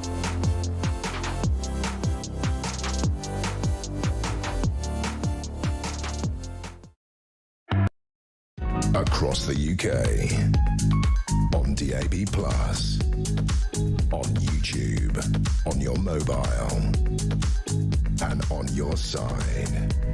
This is Talk. Oh my goodness, there are some brilliant messages. I'm going to get through them as fast as I can because there's so many to read and they're all excellent. Derek says, could you please play the Sharon Haskell interview every day to educate the public? She got it spot on. I agree, she was fantastic. Sean from Grimsby says, if diversity really was our strength, they wouldn't have to keep telling us every 5 minutes. Exactly, mate. Nikki in Huntingdon, my 25-year-old daughter has crippling anxiety and poor mental health. She got her master's degree today, passing with a 2-1. She works full-time in the physiology department of a prison. She's raising a child. She's just taken a second seasonal job in retail. All of her children have great work ethics. One veteran, now lorry driving. One prison officer. My youngest is currently also working at Tesco. Children learn by example. Quite. Jill in Yorkshire says Saturday jobs don't exist anymore on younger school-aged children. A lot of places want late nights, which many youngsters can't do. Maybe bring back the Saturday job to get youngsters out to work. Jill, there are loads of Saturday jobs. I'm telling you, I'm sure they still exist. But otherwise, they should just go and do... When my mum was growing up in Evesham, young people in their holidays would go and work as, you know, on farms, picking fruit and veg, seasonal workers. Why do we have to bring people in from other countries to do that? Jason says young people aren't working because they're still living at home for longer, hence mum and dad to live off. They don't have to worry about paying rent or bills. I actually think that there's a problem that we're infantilising people. That, you know, you meet some people who are like 42 years old and still go about like they're blimmin' 16. There's a huge problem with men especially not taking responsibility anymore. Max in Minchinhampton. Hello, Alex. My experience of Gen Z is that they go around self-diagnosing each other. Yes! Anyone remotely shy or overly confident has ADHD. They're entitled invertebrates and most couldn't even spell ADHD, let alone know what it really means. I know it has become this badge of honour. Again, this is about not taking responsibility. I've not grown up. I'm too pathetic. I'm scared. I can't do it because I've got ADHD, because I got PTSD, because I got OCD. No, you're just pathetic. OK? Some people genuinely have ADHD. Some people genuinely have PTSD. Some people genuinely have OCD. And they're very difficult conditions that a lot of people really struggle with. But otherwise, grow up, for crying out loud. My granddaughter is 21 years old. She's worked since the age of 14, bought her own home, saved every penny. She's not academically qualified, but sheer determination has paid off, says Sue in Plymouth. So proud. Jeff says the BBC has apologised to Trump, but it's not apologised to the licence fee payers for their blatant lies. Yes. Yes, exactly that. There's so many. Someone said if we can't afford to pay the doctors, maybe an option is to reduce the amount of tax. Well, why not? It's a good idea. So many brilliant messages coming in today. Let's see if we can squeeze in a phone call. This is Oliver in London. Hi, Oliver. Hi. Hi, my love. What's up? What do you want to talk about? Talking about the kids having mental health issues and can't work. Yeah. That is because when you and I went to school, we had to compete to get first, second, third place. Not just get given everything on a platter and be told you can be whatever you want to be and you don't have to work hard, it's given to you. They get out into the real world, realise it's not like that, and oh no, I've got mental health, I can't cope. Exactly, the snowflakes have grown up and guess what? They don't want to go to work. Yeah, I've been in low-paid jobs when I first got married, quite young, and ended up having 3 jobs, going to work at midnight, getting home at 8 o'clock in the evening, going into another work, and then having another job at the weekend. But, do you know, you and me both, Oliver. I'm going to love you and leave you. You make a very good point, though. Back in the day, we had to really work to get the things we wanted. Ain't that right, Mr. O'Sullivan?